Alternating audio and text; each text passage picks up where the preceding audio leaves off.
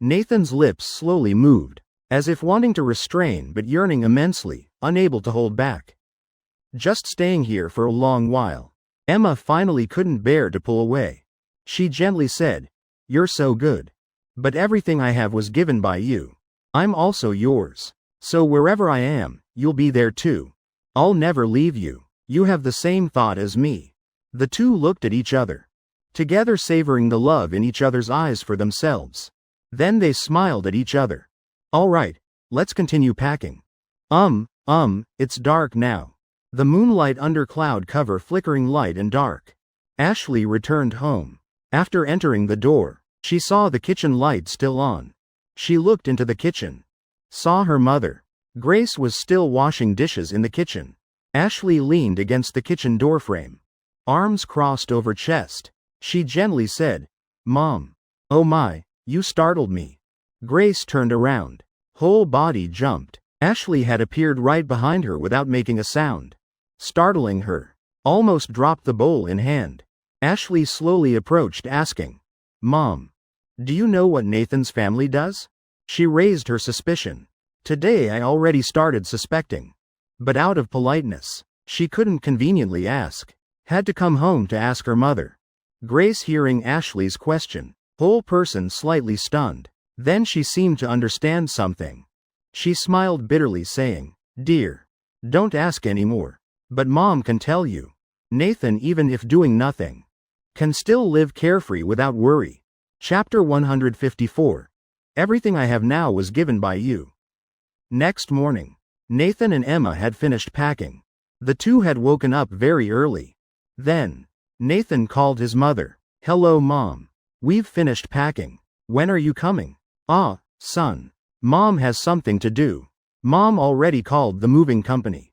You and Emma pack up and go over. Afternoon Mom will come see you." Nathan just hung up. Moving company already knocked on door. Then they moved things down, loaded onto truck and left together. Nathan and Emma sat in truck, looking toward where they had lived together, looking back one last time. The truck arrived at their new home. A bit far from school. But that's okay. Just a few more minutes of travel. Their new home still had landlord waiting there. Landlord waiting for them to arrive. Nathan and Emma went inside. Inside very spacious. Much better than where they lived before.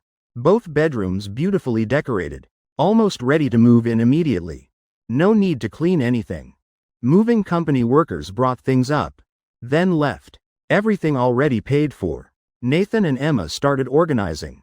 Taking things out, arranging neatly. When organizing bedroom, two stood before two bedroom doors. Looked over once. Quickly distinguished which was master bedroom. Then they didn't need to discuss, but directly moved all things into master bedroom. After all, they promised, even if moving, they would still live together. Finished organizing. Emma received message from Ashley, asking their new home address. Emma sent new home location to her. Ashley said would come over in a bit. Nathan and Emma sat on sofa resting. This sofa had room for 7-8 people. They no longer had to squeeze on small sofa barely fitting one person. After 20 minutes, there was knock on door. Emma stood up to open door. Opening door. Standing at door was Ashley. She usually wore light-colored clothes, but today wore dark-colored clothes. "This is your new home? Very nice." Ashley entered looking around once. She nodded continuously. "Really much better than where you lived before.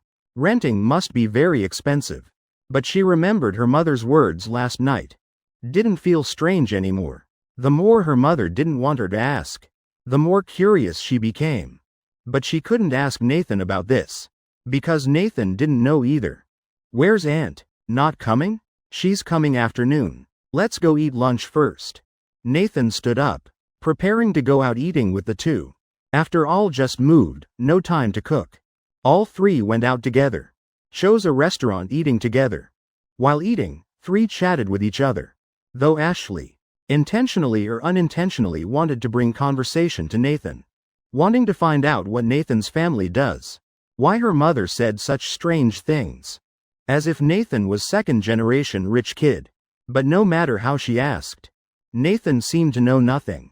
as if it wasn't his family's business. At this time, Emma's phone suddenly rang. She took it out to look. Found it was Sophie's phone. Also her aunt calling. Its youngest aunt. Emma answered phone. Still felt somewhat awkward saying it. Like somewhat reluctant. After all, they weren't very close. Even if aunt told her to call more intimately, she couldn't do it. Hello, Emma. Where are you? Aunt coming to find you. I'm eating. I'll send location to aunt. After hanging up, Emma had added Sophie to contacts and sent their location to her. Wait a while. Sophie arrived. She stood at door looking into restaurant. Couldn't help frowning. Then slowly walked inside. Saw Emma sitting there. Beside her were Nathan and Ashley. At this time, those two frowned even deeper. Sophie walked over. Before Emma could speak, she already said first, Emma, why are you eating at this place? Didn't aunt give you money? Why not go eat somewhere better? Emma surprised a bit. She awkwardly said, I think here is fine. Fine what, really? Let's go. Aunt will take you somewhere else to eat. Let these two friends come along. Sophie raised hand, planning to pull Emma away, not forgetting to call Nathan and Ashley along. Both looked at each other. Helplessly shook heads. Youngest aunt. Eat here, all the same. After eating we still have to go see your mother. That's most important. Emma without thinking refused. After all, to me eating anywhere is the same. Because no dish tastes as good as what Nathan makes. Sophie couldn't pull Emma. Had to sit down. Sighed saying, oh, you. Must be because you've lived hard too long. When you go abroad with aunt, surely you won't live like this anymore. Emma hearing this, said, about this, youngest aunt, I already said. I won't go abroad with aunt. I want to stay here. After all, why? Can't take care of yourself? How can aunt be at ease? Emma turned looking at Nathan opposite. Hesitated a bit. Then pointed at Nathan. Said, youngest aunt. He is Nathan. My boyfriend. Everything I have now was given by him. So I won't leave him.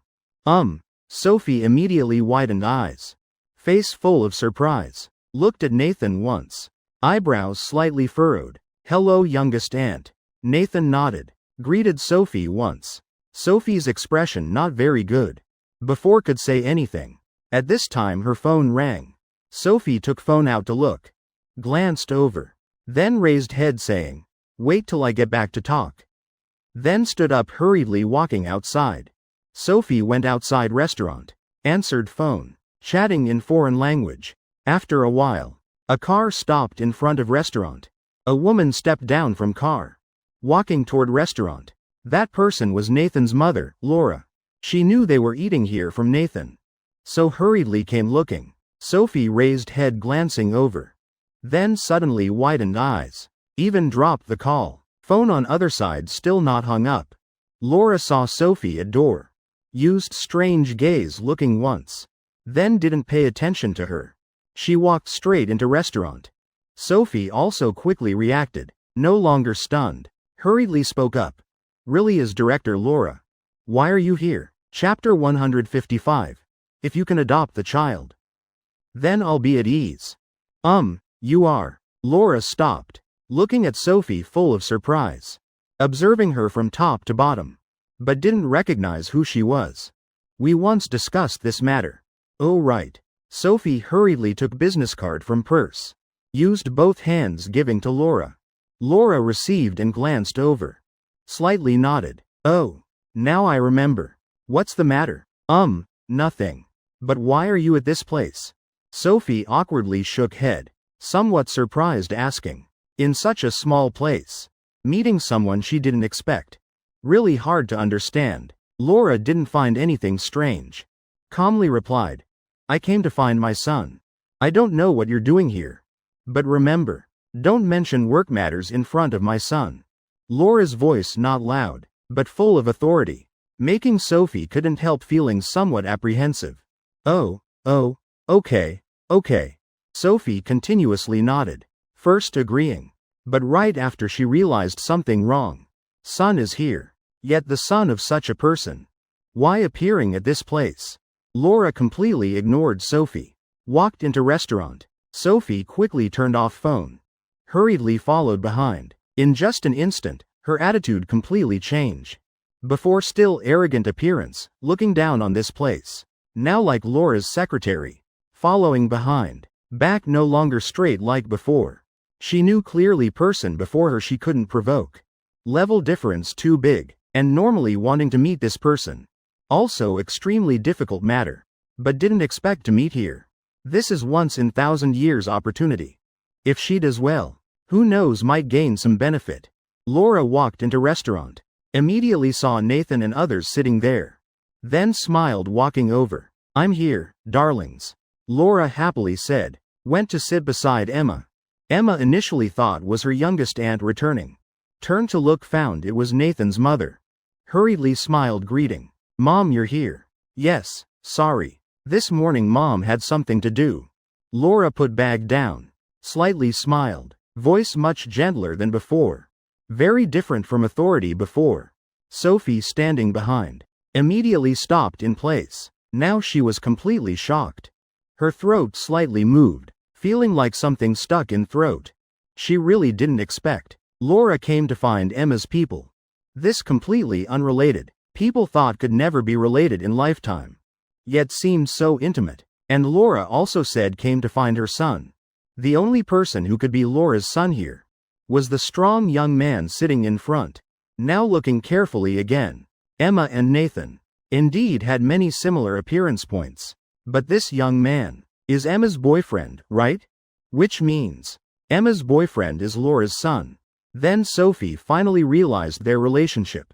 Cold, she took deep breath. Almost couldn't breathe. Such an unbelievable situation. Actually happened for real. Unexpected. No wonder Emma doesn't want to go abroad. With a boyfriend with family like this. Who would want to leave? Sophie beside awkwardly coughed lightly. She now standing aside not knowing what to do. Awkward not knowing what to do. At this time, Emma and others just noticed Sophie's presence. She hurriedly stood up looking at Laura. Explained. Mom, let me introduce. This is my youngest aunt. Sophie's eyes almost fell out. Laura extremely surprised. Mouth agape. Could they be married already? Now Laura is Emma's mother-in-law? So can directly call mom like that? Must be this happened too fast. Or I found out too late. Laura raised head looking at Sophie.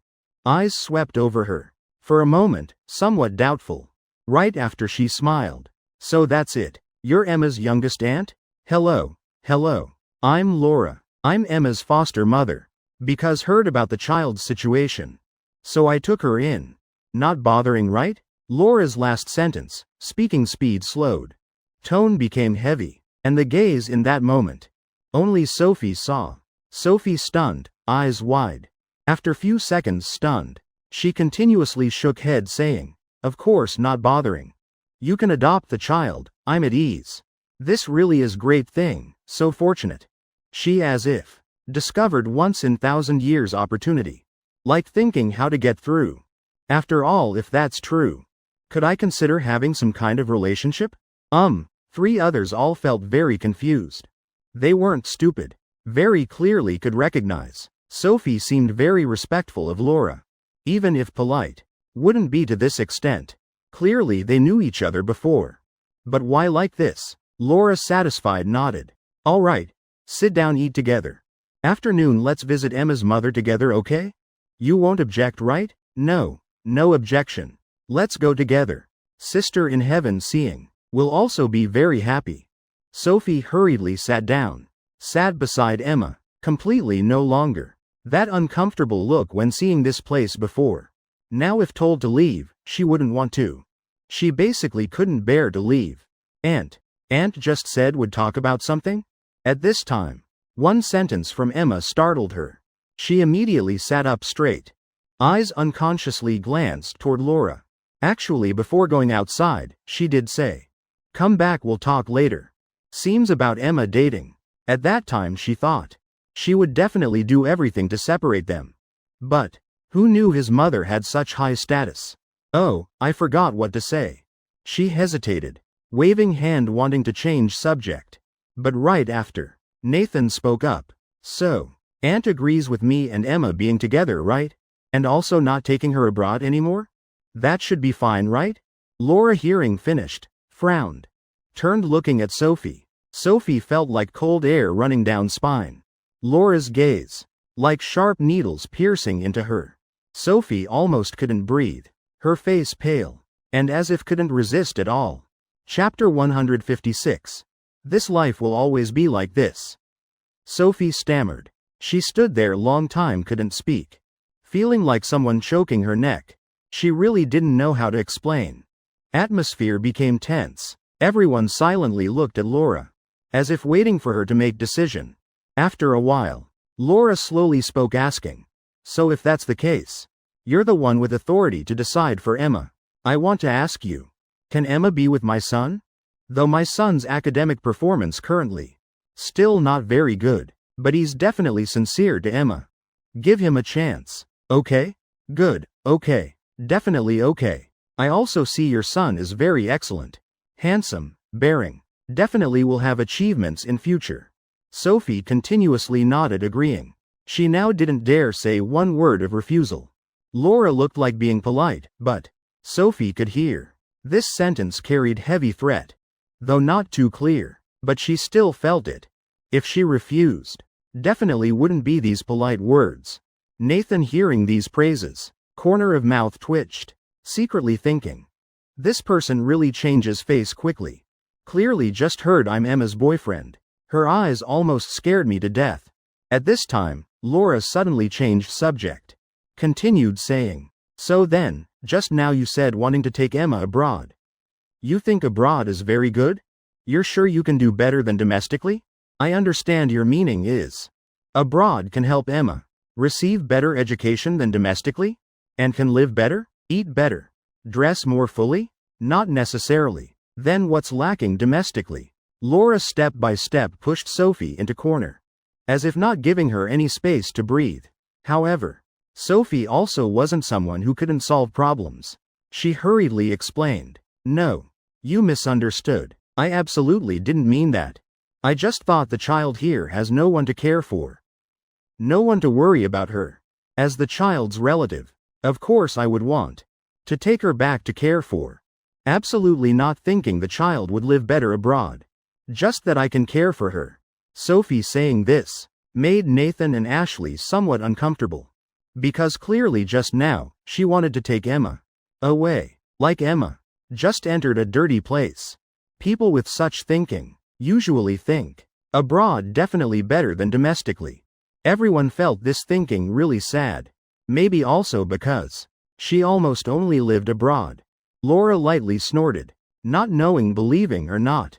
Then she nodded, continued asking, "If so then, you must have seen already. Emma now can be cared for very well by me. The child isn't living badly at all. Then you don't need to take her abroad anymore, right? Of course you're right. If you're Emma's foster mother, I'm also at ease. This way the child will live very well." Sophie hurriedly replied. She didn't dare take Emma abroad anymore. She just wanted Emma to stay domestically and receive care. Hearing this, Laura finally breathed relief. Slightly nodded. "That's good then." After speaking, she slowly raised hand, fingers lightly pinching the business card Sophie gave her before entering. She just glanced over, then withdrew hand, then put in pocket. Seeing this, Sophie's heart completely relieved. Breathed light relief. Maybe this proves she did quite well, and will have opportunities later. If she didn't do well, maybe then would be when she tears up business card. And what happens next? Really can't predict. Alright, eat. Under Laura's influence, everyone ate a very harmonious meal together. No one argued, just normal conversations. After eating finished, everyone prepared to visit Emma's parents. Bought some gold paper money. That afternoon, following Emma's directions, everyone arrived at her parents' graves. That place was a hill far from city. On hilltop many tombstones. Some graves grass grown quite tall. Seemed long time no one visited.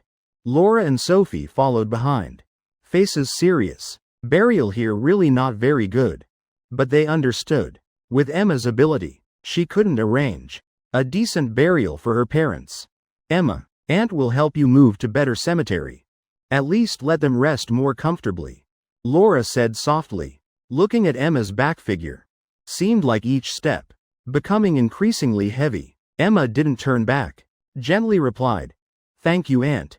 But still don't need. Let them rest well. Don't disturb them anymore." Everyone arrived before two graves. Tombstones carved with names. This was where Emma's parents were buried. And right now, Sophie was first to cry. She hurriedly knelt before one grave, crying loudly, "Sister, I came back late." Seeing this scene, Emma also couldn't bear it.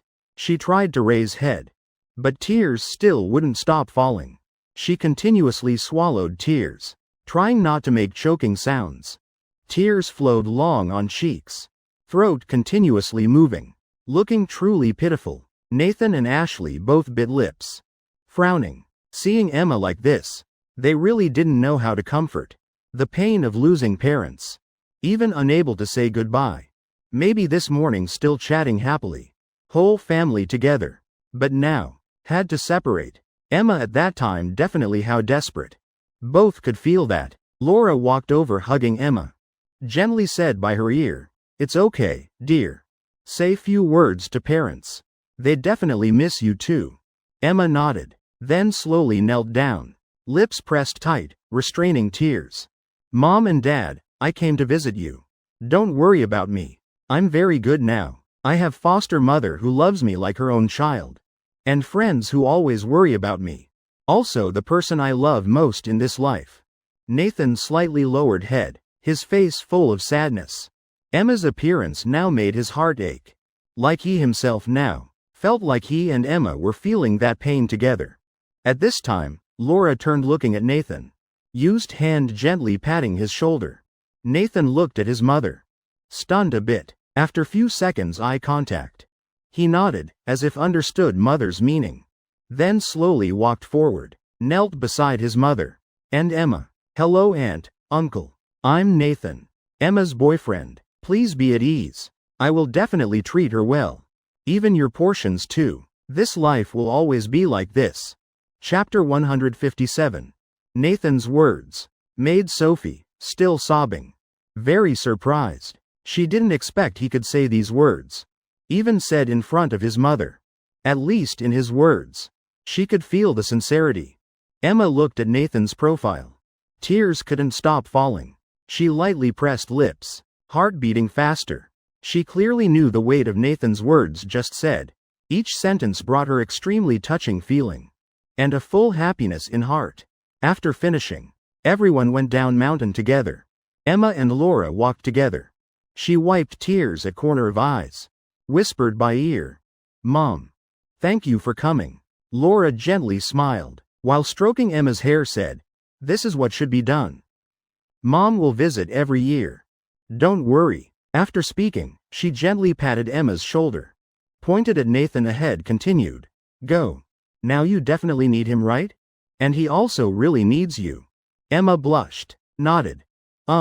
Then she walked forward, to Nathan's side. Laura looked at three ahead. Smiled, face full of satisfaction. At this time, Sophie appeared beside Laura. Laura's smile immediately disappeared. "Ms. Laura. Emma, can the child really rely on you to care for?" "I'm not distrusting you. Just I'm the child's aunt. I must think about her future life." Sophie bravely asked. She feared Laura. Each sentence of Laura's made her very hard to answer. Made her feel like being cornered. But for Emma, she still gathered courage to say these words to Laura. After speaking, she was very worried. Laura glanced at her once. Sophie startled. Whole body slightly trembled. But this time, she saw in Laura's eyes. No longer sharp like before. Eyes now became softer. "Oh, rest assured. I'll take good care of Emma. You can visit the child often. Contact her. But don't let her leave my son. Otherwise I won't agree," Laura said softly. Voice very steady. No more threats. Making Sophie at ease. Sophie remembered Nathan's words just said. Nodded.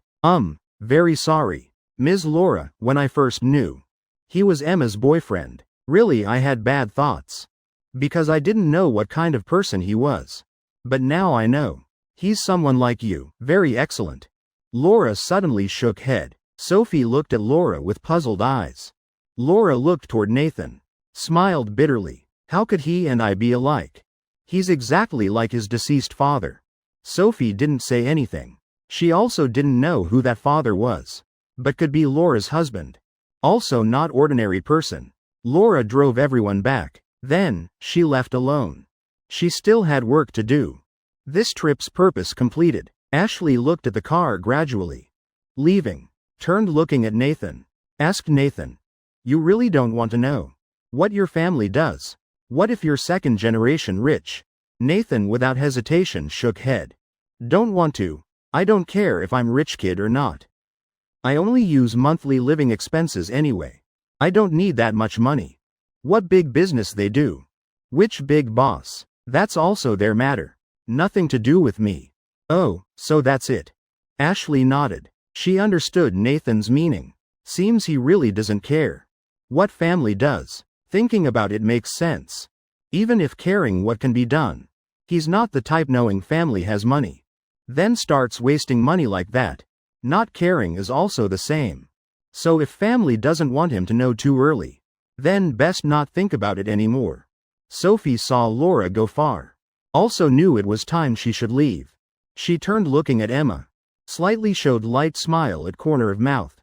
Emma, Aunt is leaving now. Aunt knows this visit has put a lot of pressure on you. But don't think too much. Aunt only wants what's best for you. It's okay, Aunt. I don't think that way. Having Aunt care about me, worrying for me, I'm very happy. Very grateful to Aunt. It's just that I'm living very well now. I don't want to change this life. Emma hurriedly bowed slightly. Gently said goodbye. Then whispered to Sophie. All right. If anything happens, remember to call Aunt. After all, Aunt will still take care of you. Remember, when getting married, don't forget to call Aunt. Sophie showed a meaningful smile. Glancing at Nathan chatting with Ashley over there. Emma hearing the words, getting married.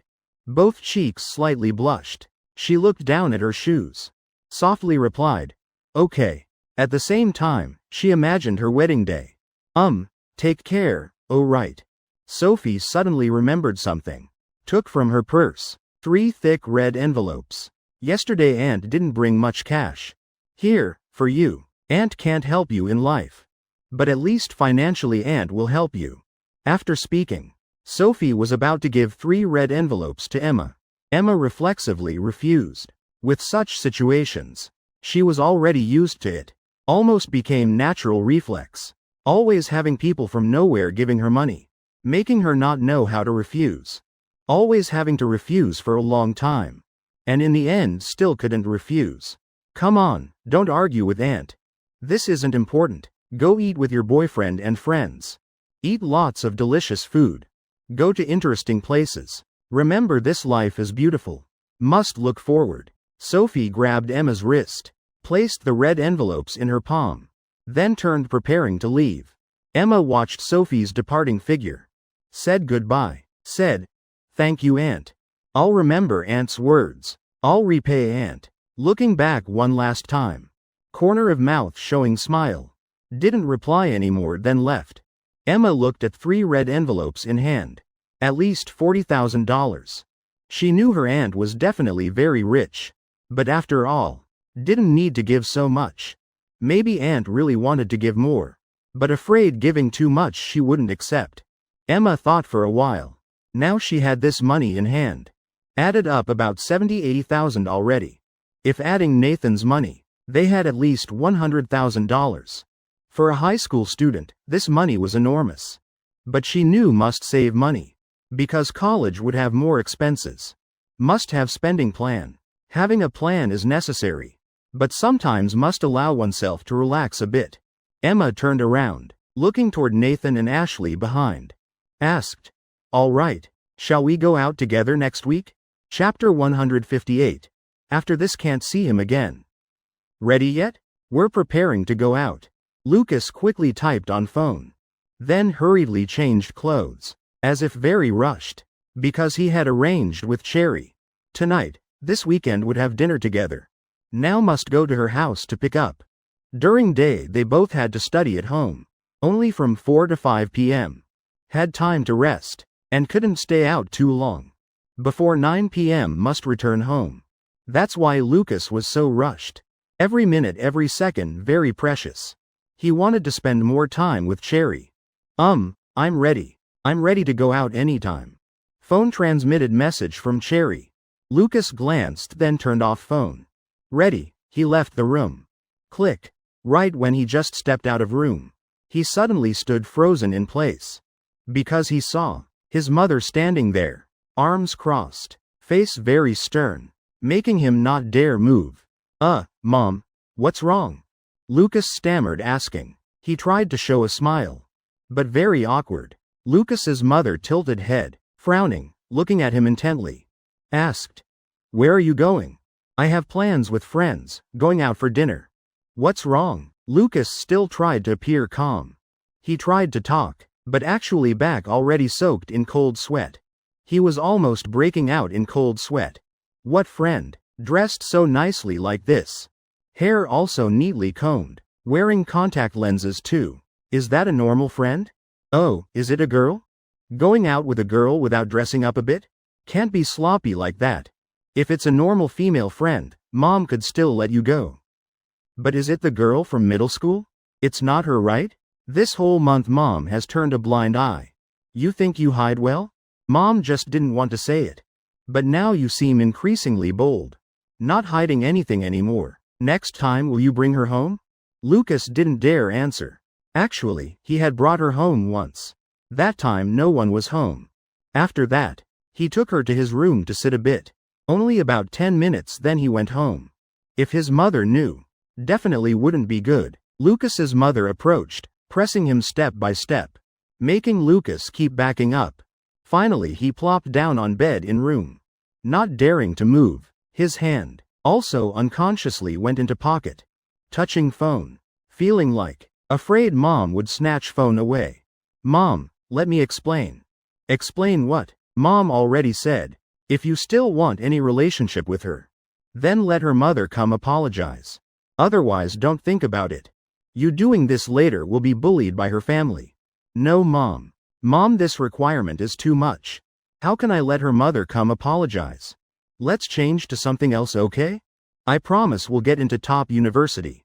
Can I use this as guarantee? No, studying is studying. This matter has nothing to do with studying. Either you listen to Mom, or today don't even think about going out. And after this can't see her anymore. Lucas's mother slammed door hard. Lucas sat helplessly on bed, feeling extremely anxious, not knowing what to do. Suddenly, he heard phone sound in pocket. Seemed like call ending sound. Oh. Lucas hurriedly took phone out to look. Found he had called Cherry for 0 minutes 51 seconds. Had he talked to Cherry? Must be when he put hand in pocket. Accidentally called. Meaning, Cherry on other side heard everything. Unbelievable. Really terrible. Lucas felt desperate. Let go.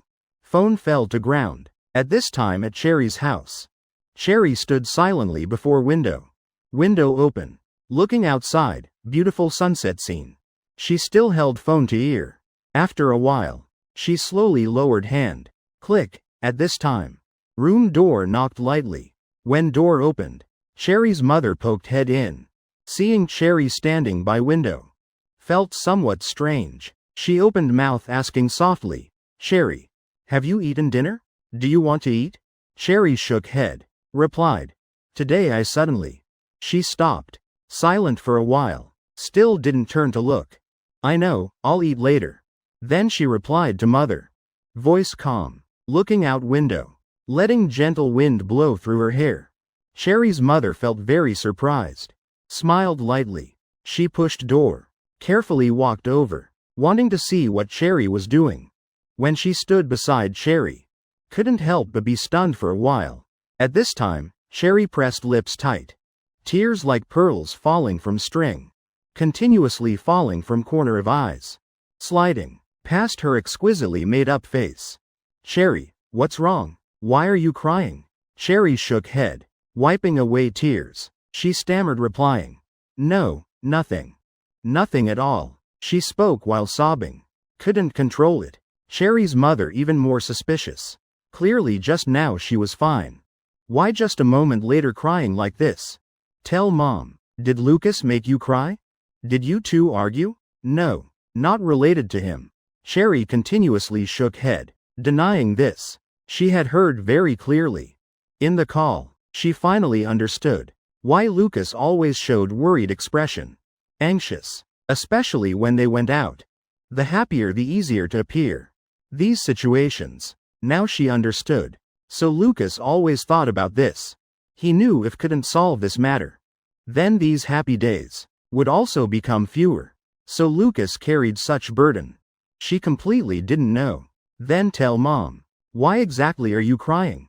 As long as mom can help. Mom definitely will help. Sherry's mother comforted her, gently patting her back, trying to stabilize her emotions. Hearing this sentence, Sherry paused a bit, looking at her mother. Right after her lips trembled, she cried even harder. No, I can't say. Chapter 159. Can't sleep? Playing games all night? Can't say? What can't be said? I'm your mother. With mom, what can't be said? Sherry's mother gently held her shoulders, pulled her into embrace, while whispering comfort. But the more like this. Sherry even more couldn't say it. She continuously shook head, sobbing. Finally, asking mother to apologize. Really was something couldn't be done. That was too difficult for her. Family emotions, no matter how much love, still couldn't cross. Sherry loved Lucas very much. Loved deeply. But still couldn't say words against conscience like that. Sherry continuously shook head, voice choked, stammering. Can't say. All right, don't say anymore, don't cry anymore. Let's go eat. Mom made your favorite dish. Sherry's mother coaxed for a long time. Finally made her gradually calm down. Stop crying. Then, both went out to eat. Phone left in room. Messages kept coming, but no message was replied. At this time, Lucas sat in room, continuously sending messages, but no one replied. He looked at phone screen. Mood suddenly dropped to bottom. Immediately surged extremely sad feeling. His explanations, by now also had no effect. Sigh. Lucas sighed, put phone down. Whole person lying on bed. Stretching arms out, looking at ceiling. Eyes dazed. Next morning. Monday arrived. Lucas woke up early, packed things, preparing to go to school. When he prepared to go out, he saw his mother standing at door, looking at him. Reminding. After school come straight home. Don't go anywhere else. Lucas shook head, replied tiredly. He had dark circles under eyes. Looking very tired. From last night, Sherry still didn't reply his messages. No matter how many messages he sent, still didn't receive any answer. So he couldn't sleep, or rather he didn't sleep. After leaving house, he went to school. On the way met many friends.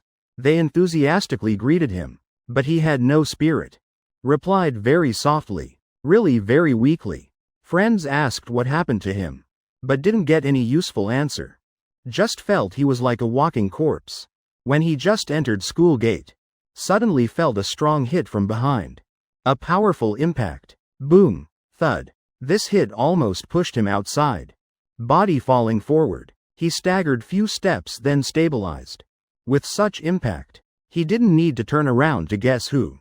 Damn it, Nathan, what are you doing? Lucas spoke first, then turned to look at person behind. Indeed it was Nathan. Only he would dare treat him like this. And using such big phone. That hit definitely was Nathan. Using phone hitting him. Nathan raised chin, looking at Lucas, slightly frowning asked. You look spiritless. I'll help you wake up. What did you do last night? Couldn't sleep? Playing games all night? Lucas rubbed back, glanced at Nathan once. You think I'm you? Playing games all night? Then what's wrong with you? Lucas was about to speak, but then saw Emma beside. Because Emma and Sherry were connected. He didn't dare say anything. He was afraid Emma knew about his and Sherry's relationship. Nothing. Probably studied too late. Lucas waved hand, replied casually, then turned, limping forward. Nathan and Emma looked at each other, faces full of doubt, not knowing what's wrong with Lucas. Did he argue with Sherry? Emma guessed. She felt might be like that. Otherwise no reason could make Lucas fall into this state. Probably so. Was it yesterday they went out? Then weren't happy? Nathan also didn't know exact reason. Just suspected. Lucas entered class. Also had no spirit. Classmates discussed bustlingly. But no one dared ask him. They recognized Lucas was very bad. If teasing him now, definitely wouldn't have good result. After all, Lucas's influence in class also very big. After morning classes, teachers in class had reported. Homeroom teacher heard all reports from teachers. All said Lucas had mood problems. But with his grades, even if dozed off in class, would be considered studying late night before. No one would pay attention. Even teachers wouldn't do anything. Homeroom teacher entered class. One look saw Lucas slumped on desk, looking like lost all spirit. Hello Lucas. Come outside a bit. Lucas suddenly raised head, looking at homeroom teacher with serious face. Homeroom teacher saw Lucas's listless face, frowned even tighter. Class at this time completely silent. No one dared breathe hard. Lucas slowly stood up. With homeroom teacher left class to office. When arriving at office, homeroom teacher sat down on chair and directly pulled Lucas over a chair and told him sit down. Lucas slowly sat down, leaning on chair, looking at homeroom teacher in front. Asked, "Teacher, what's the matter? What's the matter?" Teacher wants to ask you. What's wrong with you? Why so lacking spirit like this? Did you study late last night? Lucas lightly snorted once. He now couldn't think about studying. If could use studying to distract attention, maybe would be more comfortable. But now problem was he worried a lot. Keep thinking about Cherry. He couldn't study anything. No teacher, just bad mood. Nothing. I'll rest a bit. Afternoon should be fine. Lucas explained casually, with absent-minded face making homeroom teacher feel very confused. But teacher didn't dare say more. Because students like Lucas have their own thoughts. Teacher couldn't manage too strictly. Then all right, if anything just tell teacher. Don't keep in heart. If not well then go home rest. If tired can lie on desk sleep a while. Teacher will notify other teachers. Okay, thank you teacher. Lucas returned to class. Then directly slumped on desk. No one knew what happened. Afternoon time passed very quickly. Finally evening dismissal time. But at this time, at school gate, a woman had been waiting since early. Anxiously waiting. When he just left school gate, suddenly someone approached stopping him. Student. Do you know Lucas? Know which class he's in? Chapter 160. Lucas? He normally doesn't come out yet. I see, thank you. The woman nodded, smiled lightly replying to the student. At same time, in her heart also somewhat surprised. Seems Lucas here really quite famous. Any student knows him. This woman was Cherry's mother. She had come here 2 hours ago to wait for Lucas after school. Because she didn't know if Lucas could dismiss early. That's why she came so early. Her only purpose was to help Cherry. From last night, Cherry kept seeming unwell. Dinner was her favorite dish. But she only ate 2 bites then stopped. Back to room. She just lay on bed without any movement. Looking at phone not saying a word. That night, occasionally had light sobbing sounds. But no matter how she asked, Cherry still wouldn't say anything. So today, she helped Cherry take sick leave. Not letting her go to school. Let her rest at home. But whole day didn't see improvement. She felt something wrong. This condition definitely related to romance matters. So she decided would talk to Lucas. Ask him what exactly happened. That's why she secretly went to Lucas's school. Alone came here to wait for him after school then would ask clearly. Gradually, many students left school gate. Cherry's mother almost everyone she met. She also approached asking, "Do you know Lucas? Are you acquainted with him?" Student, "Do you know Lucas?" "Oh no, no. Definitely acquainted, right?" Nathan and Emma stood there, stunned. Looking at woman standing in front. Somewhat surprised. Why just leaving school? Already met a woman urgently looking for Lucas? So can you help me find him? I have something need to tell him. Cherry's mother seemed to see Nathan and Emma as lifesavers. She had asked many people but no one was close to Lucas. Though knew his name but not intimate. So couldn't help. Now meeting an acquaintance. She naturally didn't want to miss. Can you help me find him? Nathan warily looked at Cherry's mother. Slightly frowning, suspiciously looking at her. He didn't know who this woman was. So naturally couldn't help. Looking at her expression. Also didn't seem to have any close relationship with Lucas. Cherry's mother at this time fell silent. She didn't know how to explain. If telling truth would be very strange. Tisk, at this time. Emma lightly pulled Nathan's sleeve, meaning telling him look to one side.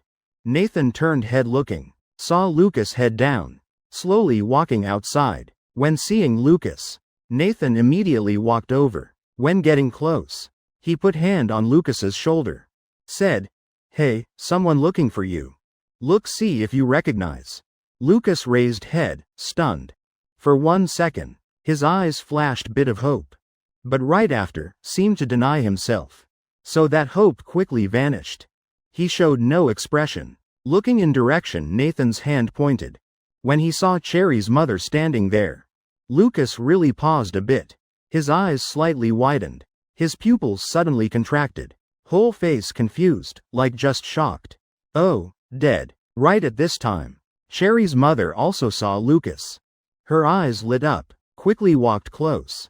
"Young man, do you recognize me? I'm Cherry's mother." Before finishing sentence, Lucas hurriedly bowed greeting, and said, "Hello, Aunt." Nathan and Emma even more surprised. Looked like Lucas knew this woman. It's okay. Don't need to be so polite. But do you have time? Can we talk a bit? Cherry's mother stammered saying. Her voice, like begging Lucas, Emma immediately recognized. When hearing the sentence, about my daughter, she guessed somewhat the situation. She leaned close to Nathan's ear. Lowered voice saying, "Definitely Cherry's mother." "Really? Why is her mother looking for Lucas?" Nathan saw a bit of surprise in Lucas's eyes. His lips slightly opened, seemed unbelievable. At this time Lucas heard that sentence. Like being stimulated, he immediately became alert, all day listless. But right now, all disappeared. "Okay. I have time. Let's talk a bit." Lucas nodded continuously, afraid Cherry's mother would change her mind. After speaking, Lucas and Cherry's mother walked ahead, completely ignoring Nathan and Emma. Nathan crossed arms, clicking tongue. Probably not wrong. Indeed, Cherry's mother. And today he's like this also because of Cherry. We really didn't guess wrong. Emma also crossed arms and synchronized with Nathan. She shook head. But what happened? Did they argue? Then Cherry's mother wouldn't need to come all the way here. Not clear, ask him tomorrow. At this time Lucas and Cherry's mother had left school. Walking slowly. Lucas very anxious. He didn't know what Cherry's mother wanted to say. But he still really wanted to know. How is Cherry now? Why not replying his messages? Why being silent like this? Could it be because heard yesterday's conversation, then angry? Both silent for very long. Cherry's mother then slowly asked, "Hey, how's your relationship with Cherry? Is it okay?" Lucas's face became serious. He slightly pursed lips, not knowing how to answer. Before was very good, but now not certain anymore. Maybe still okay. Then how is she now? At home? Nothing wrong, right? Lucas continuously asked several questions. Because he couldn't control himself. Wanted to know Cherry's situation. Hearing Lucas anxiously asking like this, Cherry's mother had answer in heart. She thought, Cherry indeed had some problem related to Lucas. To be honest with you, Cherry now not very well. Today she didn't go to school. Can't eat a bite of rice. Asking she also won't say anything. I really don't know what to do, so had to come find you. Chapter 161. Best not to blame my daughter. What happened? Lucas quietly shrank, heart suddenly fearful. He was stunned for a while then understood. If not Cherry's mother saying so. He couldn't believe. Cherry's mother, looking anxious, sighed, slowly spoke. I don't know either. From last night she's been somewhat unwell. I thought she was angry at you. But no matter how asked, wouldn't say anything. Lucas hearing finished, he also understood. Definitely she heard clearly. But he couldn't tell this to his mother. So not replying my messages. Planning to cut off relationship with me? I understand. Lucas lowered head. Softly replied, feeling like no spirit anymore. Right after he suddenly raised head. Eyes more determined. Took deep breath. Looking at Cherry's mother and said, I have something want to ask Aunt. Could Aunt allow me to go see her? Hearing this sentence, Cherry's mother's eyes lit up. She unconsciously nodded. Asked back, you want to see her? You can go find her. Because I really don't know what to do. Her father always on business trips. Just us mother and daughter. I really don't know what to do anymore. I can try. No matter what, I definitely must see her once.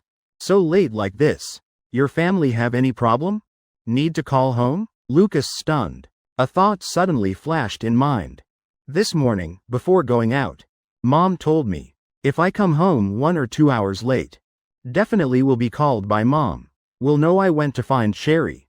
And at that time, I definitely will be scolded terribly. Even will be forced. Not allowed to see Cherry again. But if now I go home without solving problem, definitely won't have any result with Cherry. So, even with risk of being scolded, he also had to go.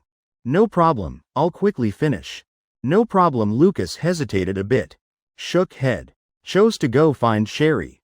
He had bad premonition in heart. Just feeling like something about to happen. Indeed, right after Lucas agreed. He felt his spine cold. Right after, an authoritative cough suddenly sounded. Ahem. Lucas's whole body trembled. Whole body like frozen. Body feeling like rusted. He slowly turned around. Mom, why are you here? Lucas's voice trembling.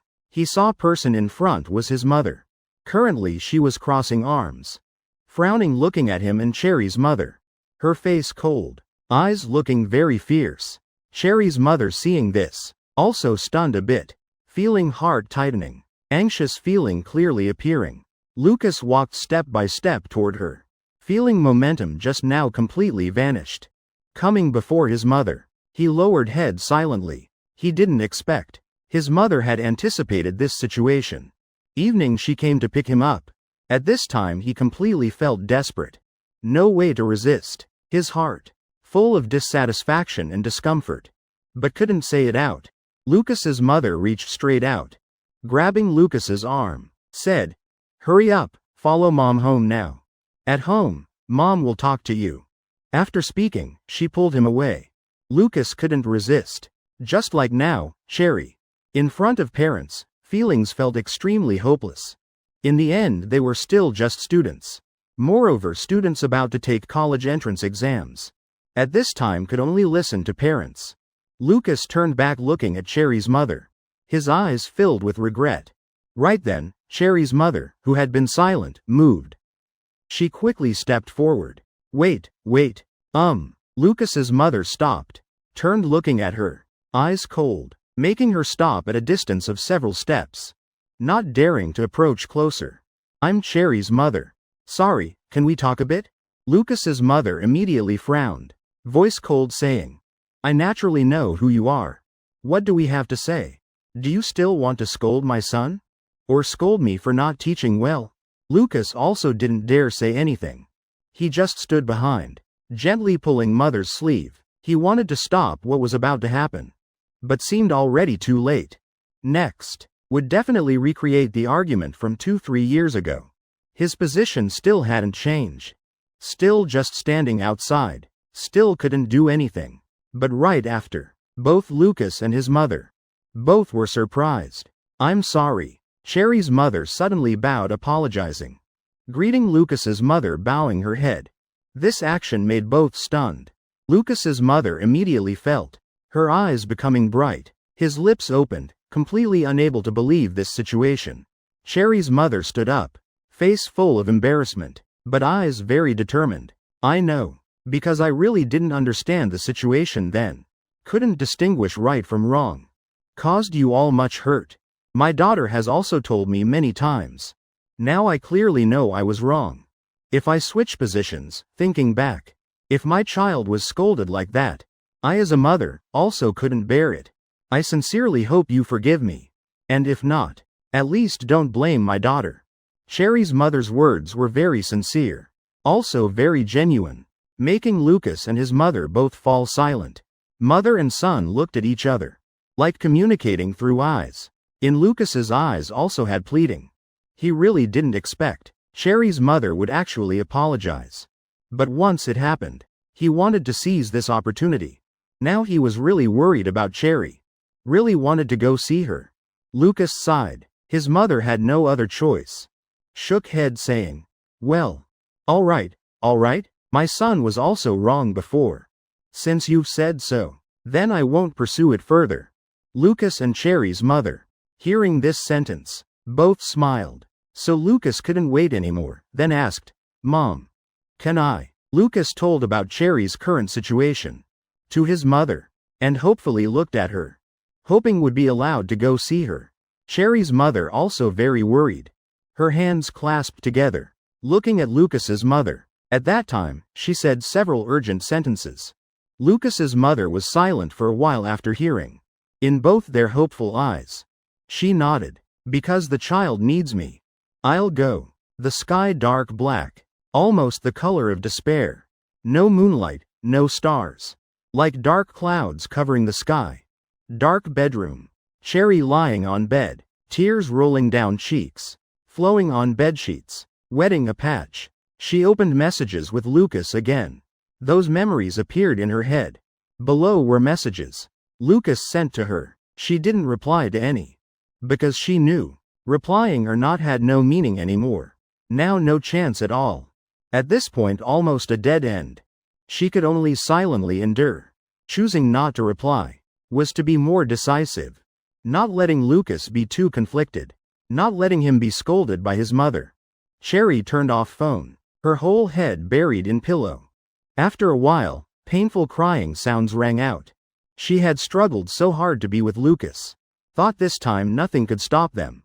This time they would definitely go to the end. But happy time only lasted barely a month. Quickly, insurmountable challenge arrived, forcing them to break up.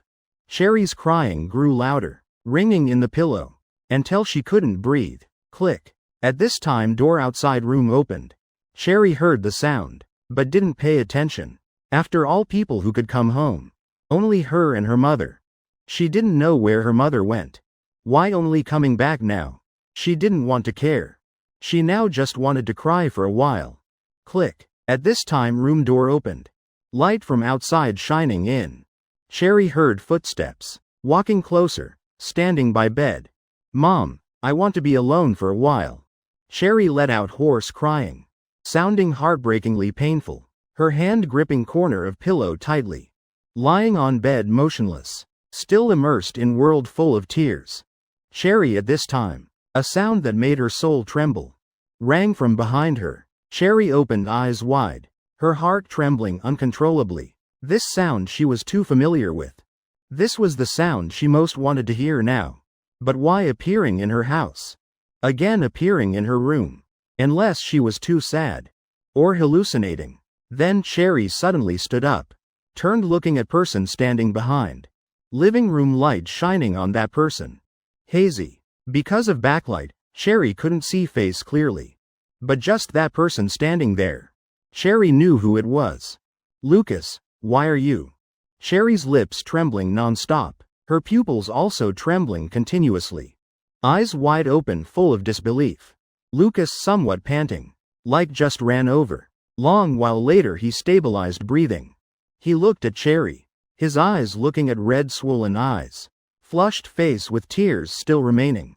Seeing this scene, Lucas's heart ached immensely, like someone squeezing his heart tightly. "I'm here, don't be afraid." After a while, Lucas slowly spoke this sentence. His voice very steady, completely unlike just panting. But this sentence, like touching Cherry's last weak point. This moment, all her emotions completely exploded. Cherry immediately rushed hugging Lucas's waist tightly, placing head on his chest. Both hands gripping Lucas's clothes tightly. Gripping until fabric wrinkled. Fingers clenched until pale. A series of grievous crying. Transmitted to Lucas's ears. After brief moment of stunned. Lucas spread arms. gently hugging Cherry. Gentle voice rang by Cherry's ear. It's okay, it's okay. Nothing wrong, nothing wrong. I'm here. Cherry's crying gradually decreased. Emotions gradually stabilized. Lucas sat down. Sat by bed, looking intently at Cherry's face. Cherry kept sobbing. Asked you. Why are you here? Lucas showed light smile, using hand to wipe Cherry's tears. Gently said, because you need me. I came here for you. Cherry at this time raised head, looking outside bedroom. She then saw outside room were two more people. One was her mother. The other she didn't recognize. But she had a feeling. That couldn't be Lucas's mother, right? Cherry's mother seeing her felt much relieved. She then walked closer. With pitying expression, she said, Cherry, are you okay? Don't cry anymore. Mom understands why you're like this. Mom knows. Cherry stunned for a while. Her heart beating heavily, looking at her mother, then looking at Lucas. Finally, she stopped her gaze on the person she didn't know. Cherry's mother continued, it's all Mom's fault. Mom was wrong.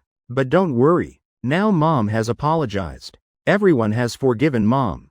You and Lucas can freely be together from now on. It's okay, dear. Cherry opened eyes wide, face full of shock, unable to believe what she was hearing. She was still desperately thinking. Now she and Lucas were really over.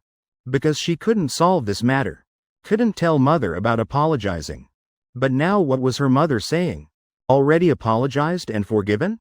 Lucas's mother stood behind smiling lightly. Walked closer and said, don't blame her. Just like Aunt doesn't want Lucas to suffer. Then your mother also doesn't want you to continue being sad. That's why she apologized and called here. Natural maternal instinct, right? You're Lucas's mother, right? Cherry blinked. At this time she was certain. Person before her was Lucas's mother. Otherwise why would she say these words? But she really didn't expect. Not only Lucas came, but his mother also came here. That's right, I'm his mother. Cherry raised hand wiping tears from her face. Awkwardly said, hello Aunt. First time meeting.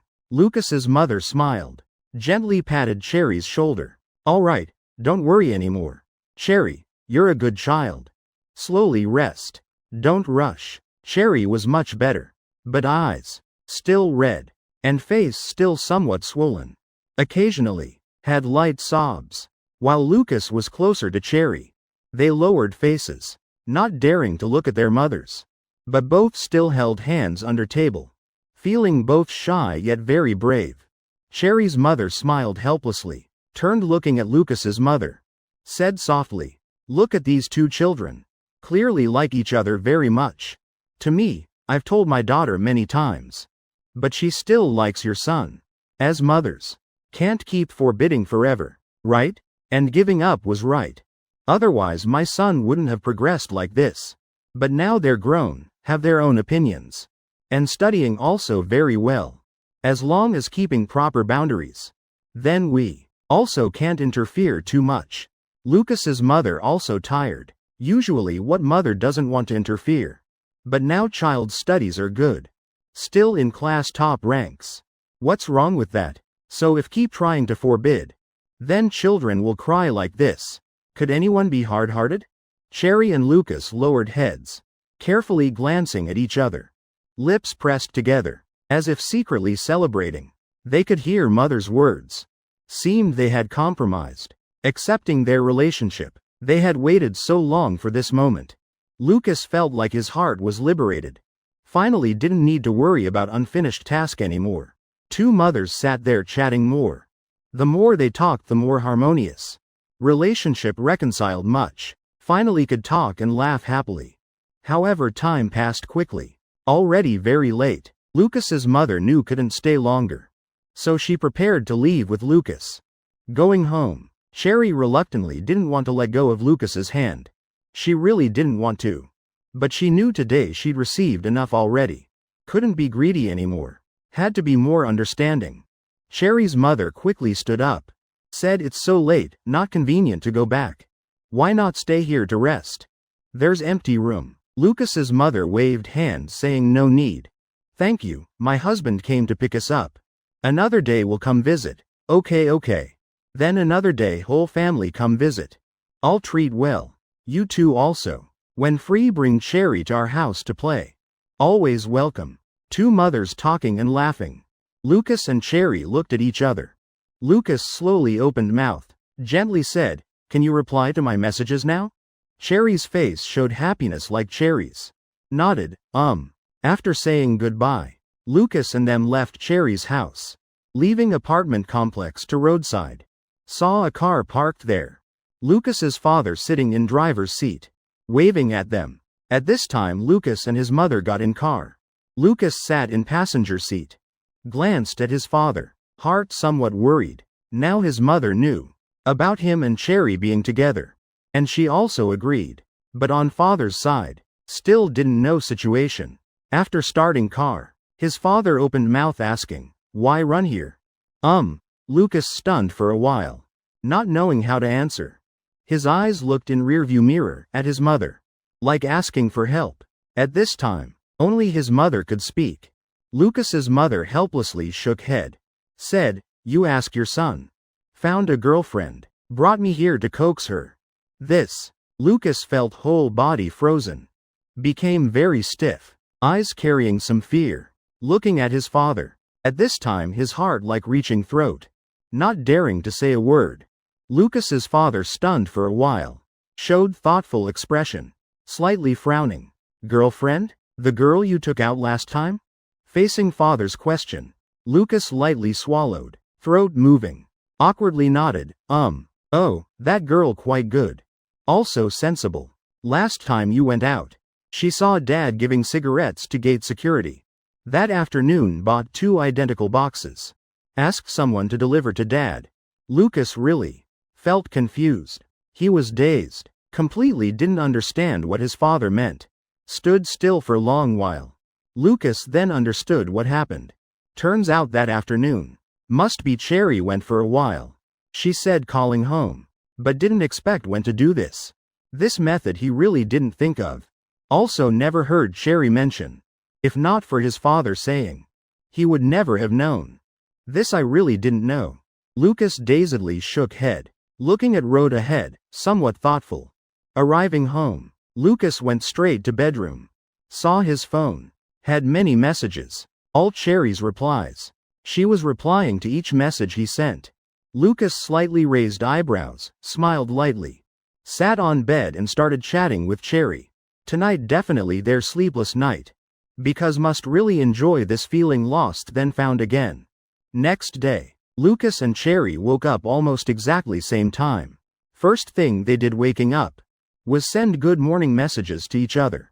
Result both messages sent at same time. Making them couldn't help but surprised. Also felt very happy. Both their conditions compared to yesterday. Like heaven and earth changed.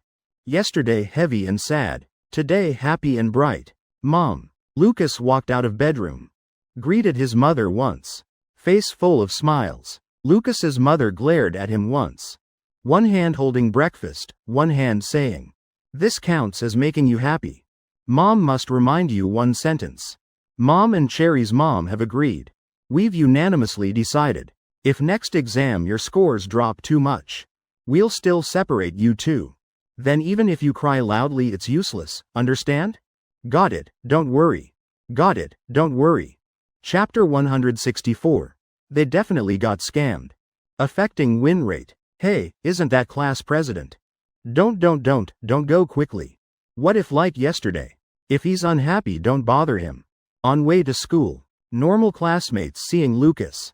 Planning to approach greeting. But thinking of Lucas's state yesterday. They stopped. Result when Lucas walked to them. He turned looking at them. Smiled lightly asking, "Good morning. Have you eaten breakfast?" Eaten. Two classmates momentarily couldn't react. Dazedly nodded. Yesterday clearly wasn't like this. Yet today Lucas returned to gentle manner like before. Making them feel unaccustomed to this quick change. Eating is good, hey. Wear this uniform properly later. Otherwise bringing in will be scolded. Lucas finished speaking then continued walking. Leaving from before them. Class president today definitely in very good mood. I also noticed, is he in love? No way. He studies so well. Feels like every day focused on studying. Still has time for romance? Two classmates discussing bustlingly. Looking at Lucas's departing back. Feeling like he's about to happily jump. Lucas entered school. Suddenly felt spine cold. This feeling. Suddenly his eyes lit up. Quickly turned around, raised both hands to block. Immediately a hand struck down. Just blocked by his arm. Nathan smiled, looking at Lucas with puzzled expression. Didn't expect he could block his surprise attack. Lucas smiled proudly, lightly snorted once. You think same trick works on me? Thinking too much, hey. Today you look in very good mood. Nathan withdrew hands on hips, smiling asking. Emma stood beside Nathan. Asked, did you and Cherry make up? This matter quite complicated. Then, Lucas told Nathan and Emma the whole story. Both listened attentively, during dangerous situations in the process. They couldn't help being tense. But hearing final result was good. They breathed relief. That's great. So your relationship progressed more, right? Right, almost like that. But next must be more modest. If next exam scores drop too much again, then really no way to solve anymore. Lucas embarrassedly scratched head, just thinking if next exam he drops many points, he completely has no solution. Can only helplessly break up with Cherry. No more chances. So even if this time solved smoothly, he's happy. Still doesn't dare be careless. Nathan and Emma looked at each other, nodded, said, then, this weekend we still want to invite you and Cherry to hang out. But seems you're not convenient to go out. Where to play? Haven't decided yet. We also have Ashley. Initially also planned to invite you all. Can you still go out? Lucas glanced, winked once. Seriously thought for a while. This should be fine. After all last weekend we didn't go out. Going out once probably fine. What do you think? Lucas raised head, looking at two with expectation. Trying to get their agreement. He definitely wanted to go out. But couldn't cross heart's barrier. Like before. At this time needs third-party intervention. Finally, Nathan and Emma both shrugged. Said, we don't know. Don't know whole situation so won't comment. You decide yourself. About this, Lucas temporarily hadn't decided. He decided to keep opinion. And will go back research carefully with Cherry. And at noon, Nathan and Emma with Ashley. 3 discussed where to play this weekend. So is that couple coming? Ashley asked the two. To her. One couple or two couples no difference. After all she doesn't care about these things. When they show affection before her. She doesn't feel anything. Don't know yet. She has to go back discuss. After all yesterday many things happened. Ashley just nodded. Thought for a while. Said, in my opinion, if they also come. We'll go to internet cafe rent private room. Play 5 matches together. What do you think? Emma helplessly laughed. Nathan waved hand. Directly refused. What are you joking? Why make such unreasonable suggestion? Think about it, Lucas and Cherry. Those two definitely burden. Affecting my win rate, absolutely not. Makes sense, also can't play ranked. Random matches will be messy. Very hard to integrate. Ashley seriously nodded. Agreeing with Nathan's words. Emma sighed, looking at two with loving eyes. These two not beyond her expectations. She now really understands these two too well. Nathan thought for a while. Asked, how about hiking? Recently not so hot anymore, hiking also. Very good. Nathan looked at Emma. She still like before, always agreeing with Nathan's ideas. Whatever Nathan wants to do she agrees. But Ashley had different thoughts. Waved hand. Not going, uselessly tiring. Too boring. If want to sweat playing ball better. Moreover, nearest mountain here. Also need 2 hours drive. Too exhausting. We only have 1 day off. Right, then where do you say we go? Ashley thought for a while. Then eyes lit up. Looking at Nathan and Emma said, hey. Few days ago I saw online. Recently there's a very hot party place. How about we go there? Party? Nathan and Emma both stunned. Somewhat unfamiliar with this word. Though heard others mention before but didn't pay much attention. Right, indoor party. Has all kinds of entertainment. Pool table, chess table, karaoke and similar things, mainly like that. Ashley's suddenly lowered voice. Looking down, seriously looking at Nathan said, important is has game consoles. Also has computers. We can play games. Others play other things, won't feel bored. Everyone can have fun. What do you think? I think somewhat interesting. Chapter 165. Then can give a small reward? After class, Nathan and Emma went home. Nathan sent message to Lucas, notifying about this. Party for real? Ashley suggested it. This doesn't seem like what he would suggest. Lucas replied to message. Answer clearly didn't believe Nathan's words. He only knew Ashley by appearance, not familiar with her as person, so didn't understand why she made such suggestion. She suggested it. You just don't understand her. I think it's fine. After all, finding a place everyone likes to play. Quite difficult. Got it. I'll ask Cherry. We'll have answer for you later. Then ending conversation. Nathan turned off phone, sighed once, then walked out of room. At this time, Emma just finished cooking and set table. Seeing Nathan, she smiled lightly, gestured inviting him to eat. Come eat. Coming. Nathan showed light smile, sat down with Emma eating. During eating, Nathan suddenly spoke, only about 2 more months. Will be winter break. Emma, somewhat surprised, nodded. That's right. By then probably New Year, right? You going home for New Year? She suddenly thought. Winter break is New Year. Everyone goes home for reunion. But she has no home to return to. If going to Nathan's house, would it be okay? Though Nathan's mother would definitely agree. But she still hasn't met Nathan's father. What if Nathan's father doesn't like her? She was about to say. If then Nathan goes home for New Year, then she'll just stay here. But before could speak, Nathan spoke first. My house has no one during New Year. My parents both busy with work during New Year. I'll probably be like every year. Go to Ashley's house for New Year. This year we're 3 people.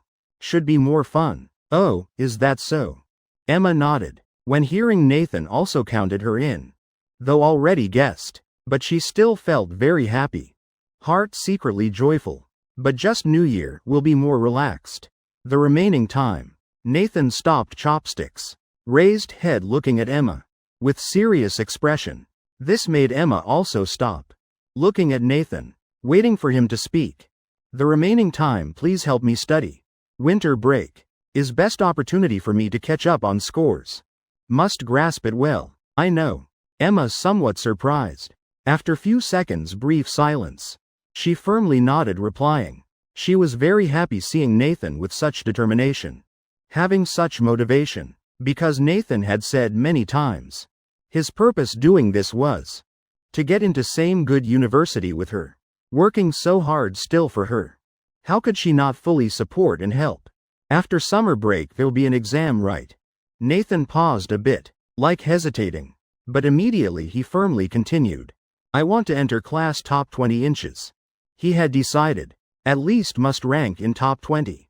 To have chance to get into same school with Emma and Ashley, plus 1 more semester to have hope.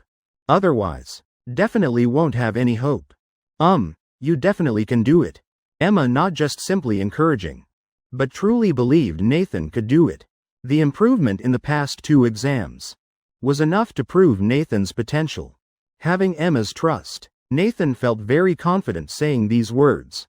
Having someone believe in him was a huge encouragement. Nathan sighed deeply, showed a slight smile. Thanks. I don't know how to repay you anymore. You still want to thank me? I haven't had time to thank you yet. These things I owe you. No, these things I must do. Emma quickly corrected, because she knew Nathan definitely didn't want to hear these words about owing, though she truly thought so in her heart, but still had to say it out. Nathan hearing this sighed once. Didn't I already say? Don't always think you owe me. We're together now. No one owes anyone. Emma lowered her head, softly asked, then can I have a small reward? Nathan had some difficulty hearing clearly. Hurriedly nodded, of course. What reward do you want? Emma raised her chin. Her thin red lips trembled slightly. A kiss. Nathan was embarrassed. but unconsciously pressed lips. Hey, but we're eating now. Lips full of grease. Then wait a bit. Emma paused for a second. Then softly said, the time should be longer. Got it. The eating atmosphere between them became very strange. Feet under the table also somewhat uncomfortable. An hour passed. Ashley asked Nathan a question. Have you asked Lucas about the situation? Are they going or not? If not going, then the three of us can change to somewhere else to play. For example, internet cafe playing games. Is that couple going or not? If going, let's book the party early. They're very popular. Ashley waited over 20 minutes but got no reply. So went to ask Emma. But Emma also didn't reply. As if they both suddenly disappeared. What's wrong? Why not replying to messages?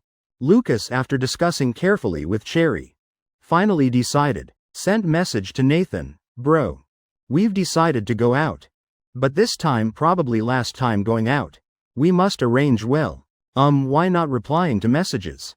Sleeping already? You sleep so early? Lucas also didn't get an answer. Made him feel very strange. At this time, in the dark bedroom, the phone placed on table, continuously making message notification sounds. I'll go check. Nathan planned to get up check messages. Just raised head was hugged around neck by arms. Seductive voice rang by his ear. Don't rush to care about it. Chapter 166. Your thinking is very normal, right? Very normal. Weekend arrived. Everyone arranged to go out. Emma stood before mirror, choosing outfit, preparing to go out, but tried several, still felt unsatisfied. Nathan, help me see which one fits. Emma called toward bathroom.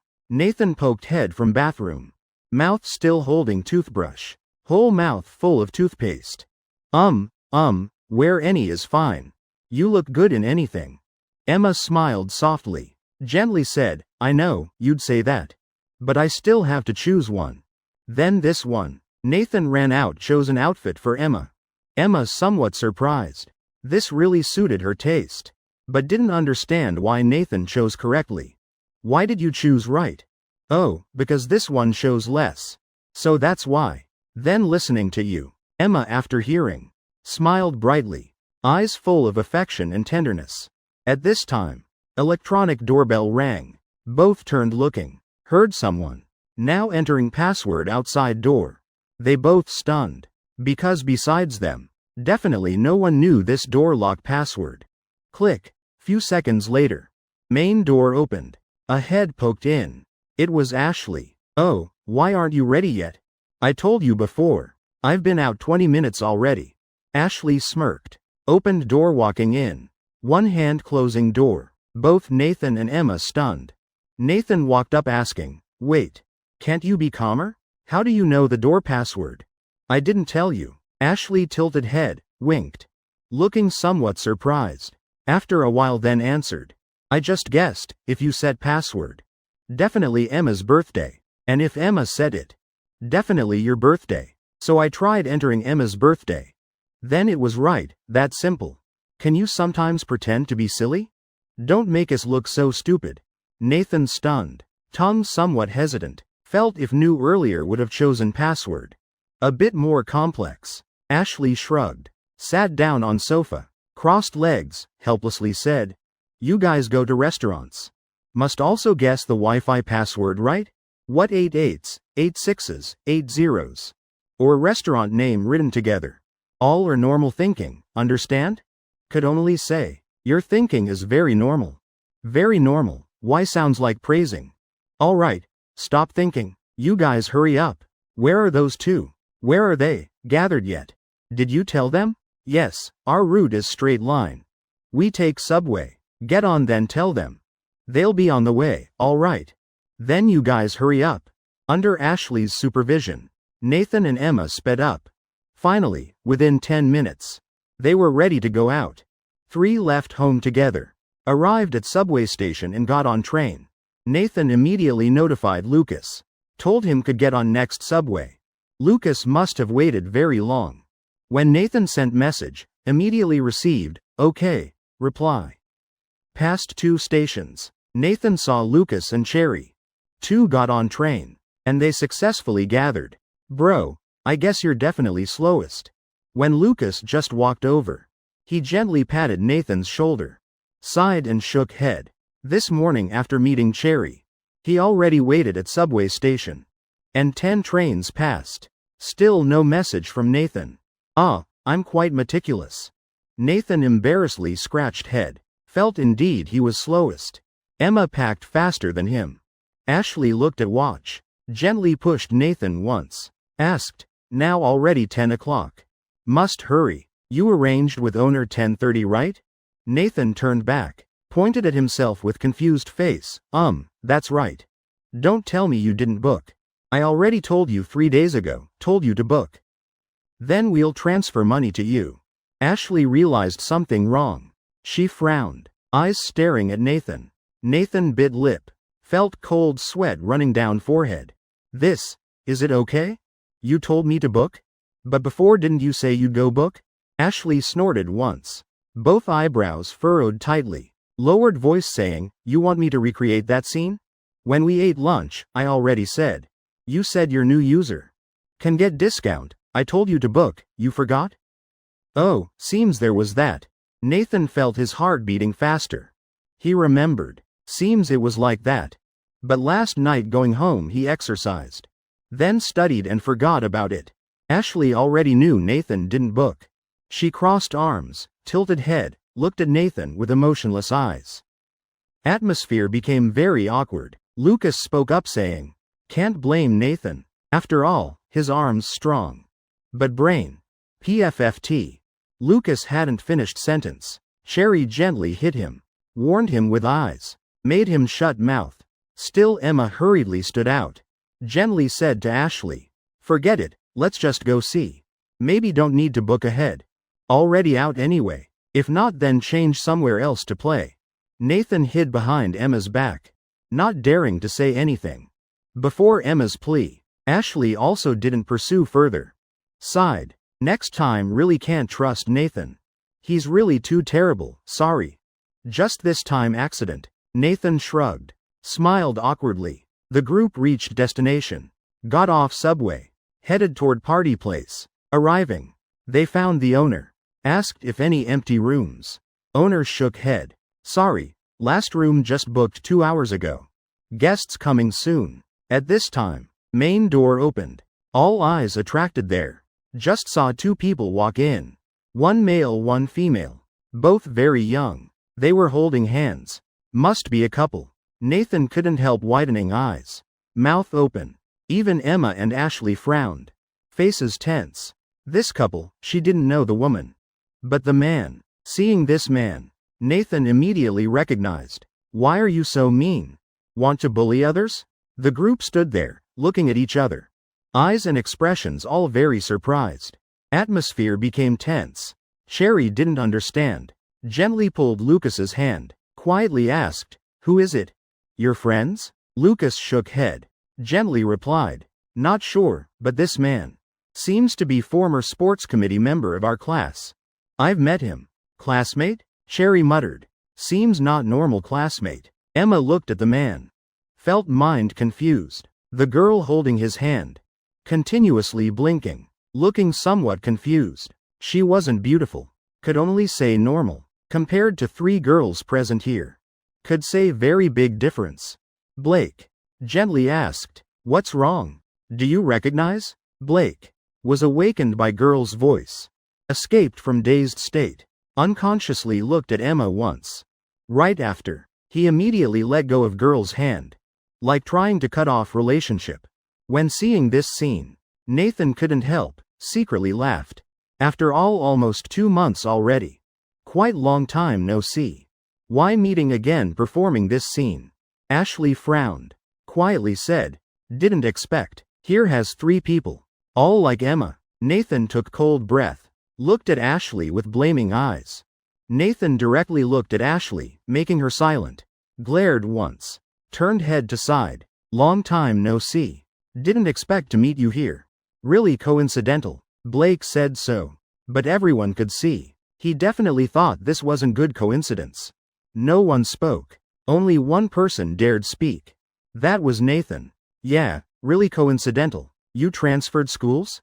Have girlfriend? Nathan raised eyebrows, eyes looking toward girl standing beside Blake. Girl, hearing Nathan's question, immediately happily smiled. Whole body stuck close to Blake. But Blake moved body a bit, like unconsciously avoiding a bit. Oh, that, you guys also came to play? Blake hurriedly changed subject. He looked somewhat uncomfortable. Nathan nodded. Replied, that's right. But forgot to book. Did you book? Seems I booked 2 hours ago. Oh, so it was you? Nathan shrugged. Didn't expect was Blake. Who booked last room? Really coincidental. Owner at this time came over. Asked Blake. Excuse me, when will others arrive? Blake waved saying, no one else. Then it's our room. Must have at least 6 people to book room. Otherwise call few more people. Oh, I didn't know this. Ashley rubbed head, somewhat awkward. At this time she thought, only 2 people coming here. Really somewhat careless. Spent quite a lot money but not enough people. 6 people? Then we're not enough. Nathan looked at people beside. Added up only 5 people. Then, even though they booked also no use. Hey, owner at this time raised one finger. Seemed suddenly had an idea. Looking at Nathan and Blake. Said, aren't you acquainted? Just combined together also fine. Nathan and Blake simultaneously stunned. Both stared at the owner. Eyes like saying, you joking with us? Fine, fine. Let's go together. Aren't they your friends? Playing together is fun. The girl Blake brought very much agreed. Nodded. Shaking Blake's hand. Blake's face wrinkled. Bit lip. Looking very troubled. If just him alone, he'd probably be happy. Though knew no chance with Emma. But to completely forget her. Definitely impossible. Otherwise he wouldn't have transferred schools. Because he couldn't control his emotions. Now meeting again the girl he once liked. His heart still very moved. Too bad. Was caught bringing another girl. If only he came alone today. Seeing Blake's expression, Nathan couldn't help, secretly laughed. Then, he pulled Emma's hand. Quietly asked, what do you think? If going with them. Do you agree? Emma stunned a bit. Looking at Ashley surprised. Like not understanding why Ashley asked that. Then, she honestly replied. I'll listen to Nathan. Nathan also heard Ashley's words. Turned looking at her. Quietly said, I know what you're thinking. Why are you so bad? You want to bully others again, right? Looking for fun? Fun has arrived. Don't believe, try once. You clearly also think so. How do you know what I think? Say it, want to or not? Oh, I just want to play a bit. Nathan and Ashley glanced at each other laughing. Both like already agreed beforehand. Making Emma somewhat confused. Nathan looked at Lucas and others. Asked, you guys have no objection, right? We've already come here. If finding another place, probably noon already. Too troublesome. Lucas glanced at Cherry. Cherry nodded. After getting agreement, Lucas said, we're also fine. Listen to you all. We're not very familiar with these two. Nathan turned looking at owner. Nodded, all right, we can look at him now. Nathan pointed at Blake standing opposite. Trying to hold lower lip tight, not letting it curve up. Blake frowned. Face showing sour expression. Before he could speak, girl standing beside him impatiently spoke, fine. We're also fine. What are you doing? What, fine? Blake angrily looked over. Lowered head, staring at girl with angry eyes. Logically they were former classmates. Playing together nothing strange. But because of previous matter with Emma. Really very awkward. Can't face them anymore. But that girl seemed not noticing Blake's eyes. She smiled lightly. Whispered in Blake's ear, baby. We only have 2 people. They have 5 people. We pay less. Definitely won't lose. Chapter 168. You kissed so much yesterday. Let me lead you. Owner walked ahead leading way. The group followed behind. Blake and girl walked last. Blake looked ahead, looking at Emma and Nathan. He remembered before leaving. Emma and Nathan definitely weren't boyfriend-girlfriend yet. But then they seemed already living together. So whether they're boyfriend-girlfriend doesn't matter anymore. When he was thinking about their relationship, Emma suddenly reached out hand. Held Nathan's hand. And Nathan also held her hand tightly. 2 hands squeezed. Phew. Blake had prepared mentally beforehand. But now still sighed once. Feeling like heart just skipped a beat. Right then, a hand reached out. Also held Blake's hand. Blake turned looking at girl beside. At this time he felt. This girl very different. She originally just normal person, not that bad. But why looking now feel she's so inferior? Without comparison wouldn't know heartache. Looking at girls in front. He looked at girl beside, really couldn't compare. He was just playing around. How could compare with Emma? Girl 10,000 miles away. How could he be worthy of her? So Blake hurriedly withdrew hand. Looked at girl once. Said softly, Amy, can you pay attention a bit? We're not boyfriend-girlfriend. Men and women should keep distance. Girl named Amy looked surprised. Tilted head, eyes wide open. Blake, why you change so fast? Now even saying men-women keep distance. Didn't you kiss me so many times yesterday?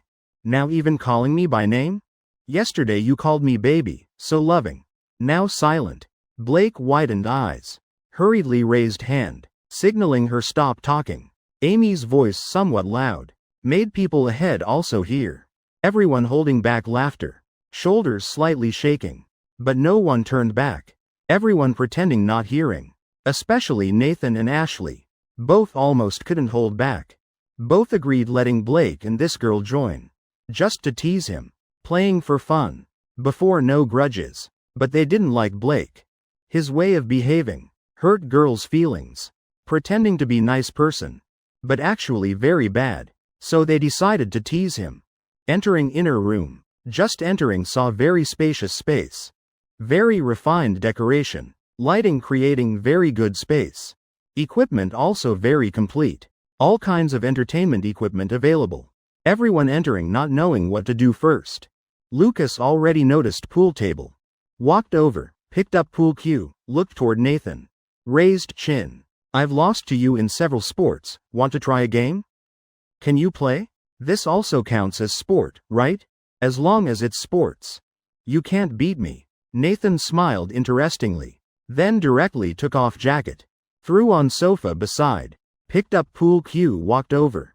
Nathan's jacket loose. Didn't highlight his figure. When he took off jacket. The tight sports shirt inside. Highlighted his muscular body. Amy seeing Nathan's body. Couldn't help widening eyes. Eyes like wanting to pop out. She originally thought Blake was one of those. With best physique among peers. Didn't expect someone even more impressive. This physique really perfect. Ashley saw a game console. She immediately reached out. Pulled Emma and Sherry over. Led them there. Play a round of King of Fighters with me. If you don't know just press randomly. Oh, Emma and Sherry hadn't reacted yet. Already pulled away by Ashley.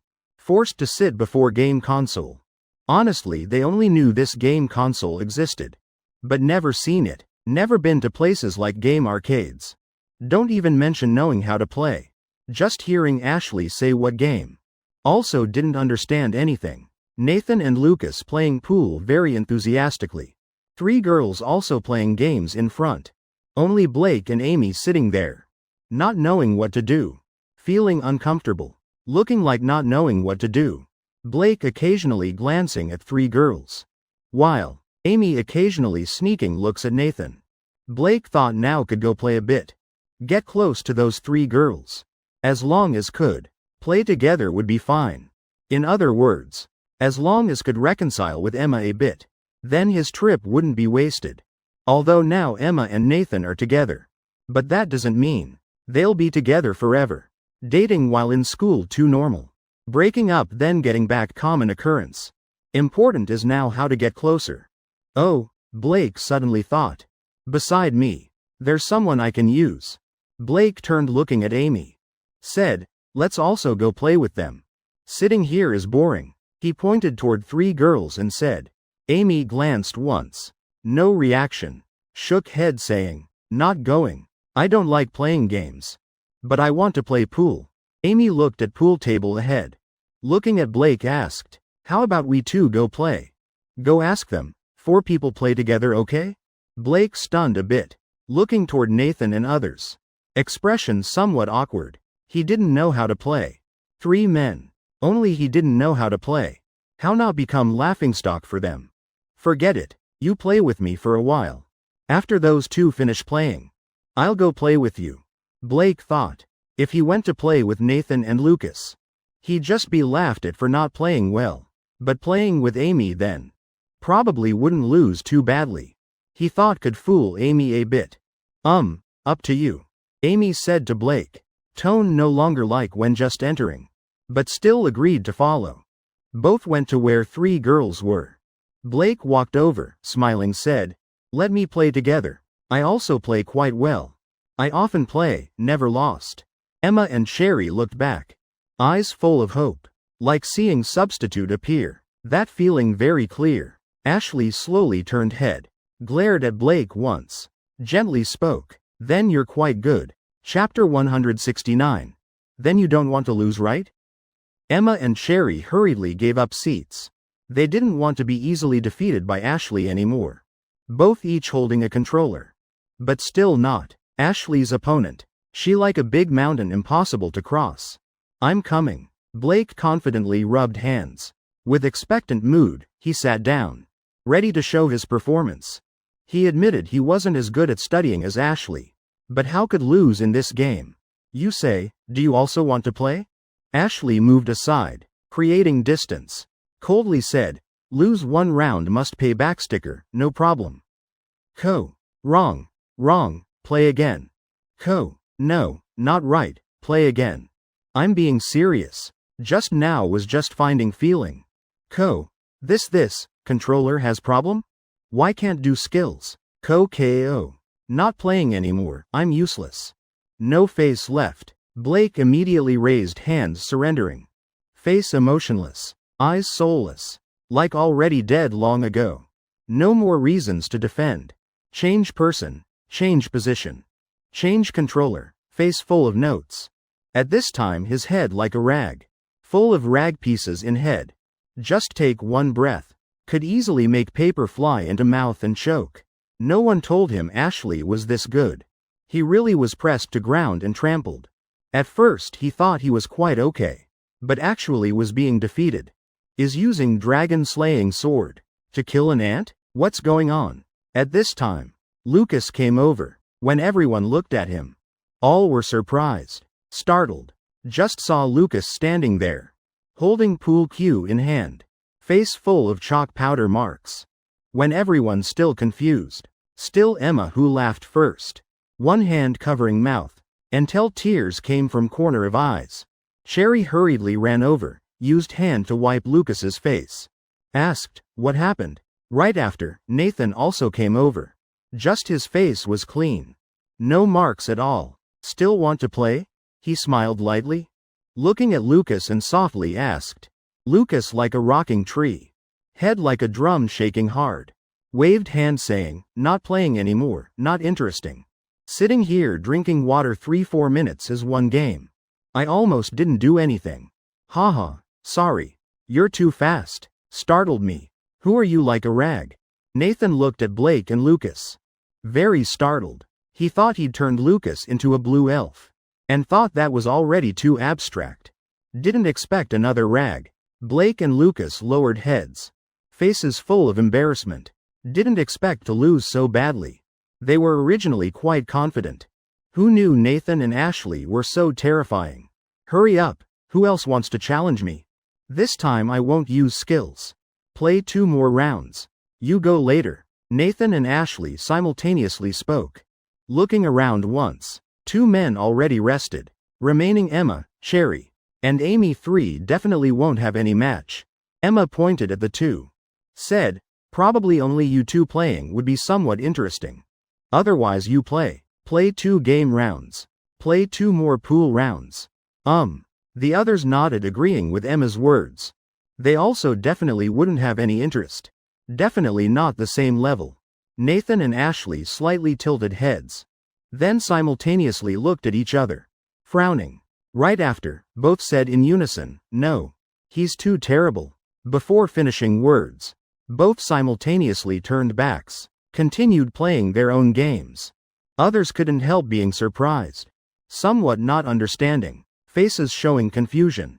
Cherry quietly asked Emma, "Doesn't he think he's bad? Why think Nathan is so terrible?" Emma laughed helplessly, replied, "Both have equal strength. So, they can lose to each other anytime. And just don't want to lose." "Oh, so that's it." Emma already understood these two well. What they said was actually just an excuse. Cherry led Lucas to wash face. Otherwise, he'd really look like a blue elf. Cherry almost couldn't hold back laughter. Emma looked toward Nathan, saw him playing alone. She planned to go play with him. But before could walk, suddenly a figure went ahead. "Let me play with you. I also know how to play a bit." She didn't expect. First person running over was Amy. What does this mean? Aren't you playing with Blake to find your boyfriend? What do you mean? Emma squinted eyes. Her eyes momentarily turned cold. Both hands couldn't help clenching tight. Bit lip hard, whole body radiating an undisguisable aura.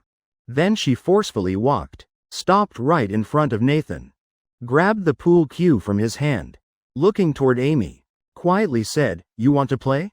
I'll play with you." "Ah," Nathan stunned, though he was quite slow to understand.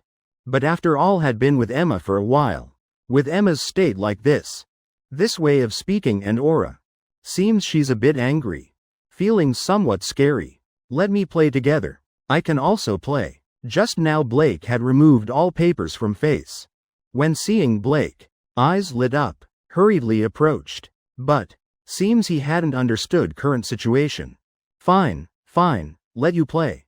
Nathan directly took pool cue from Emma's hand, gave to Blake. Then, in completely unexpected state, Nathan pulled Emma's hand, led her to another place. Nathan led Emma, sat down before a card machine. Just sat down, Nathan saw Emma, face full of anger, legs crossed, arms folded, eyebrows furrowed, whole face written with unhappy. Nathan somewhat confused, fingers continuously spinning, could see he was very nervous.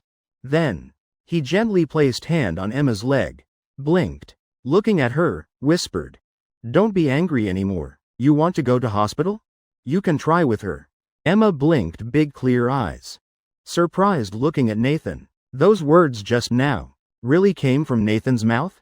Emma's anger immediately softened. She almost couldn't resist this sentence.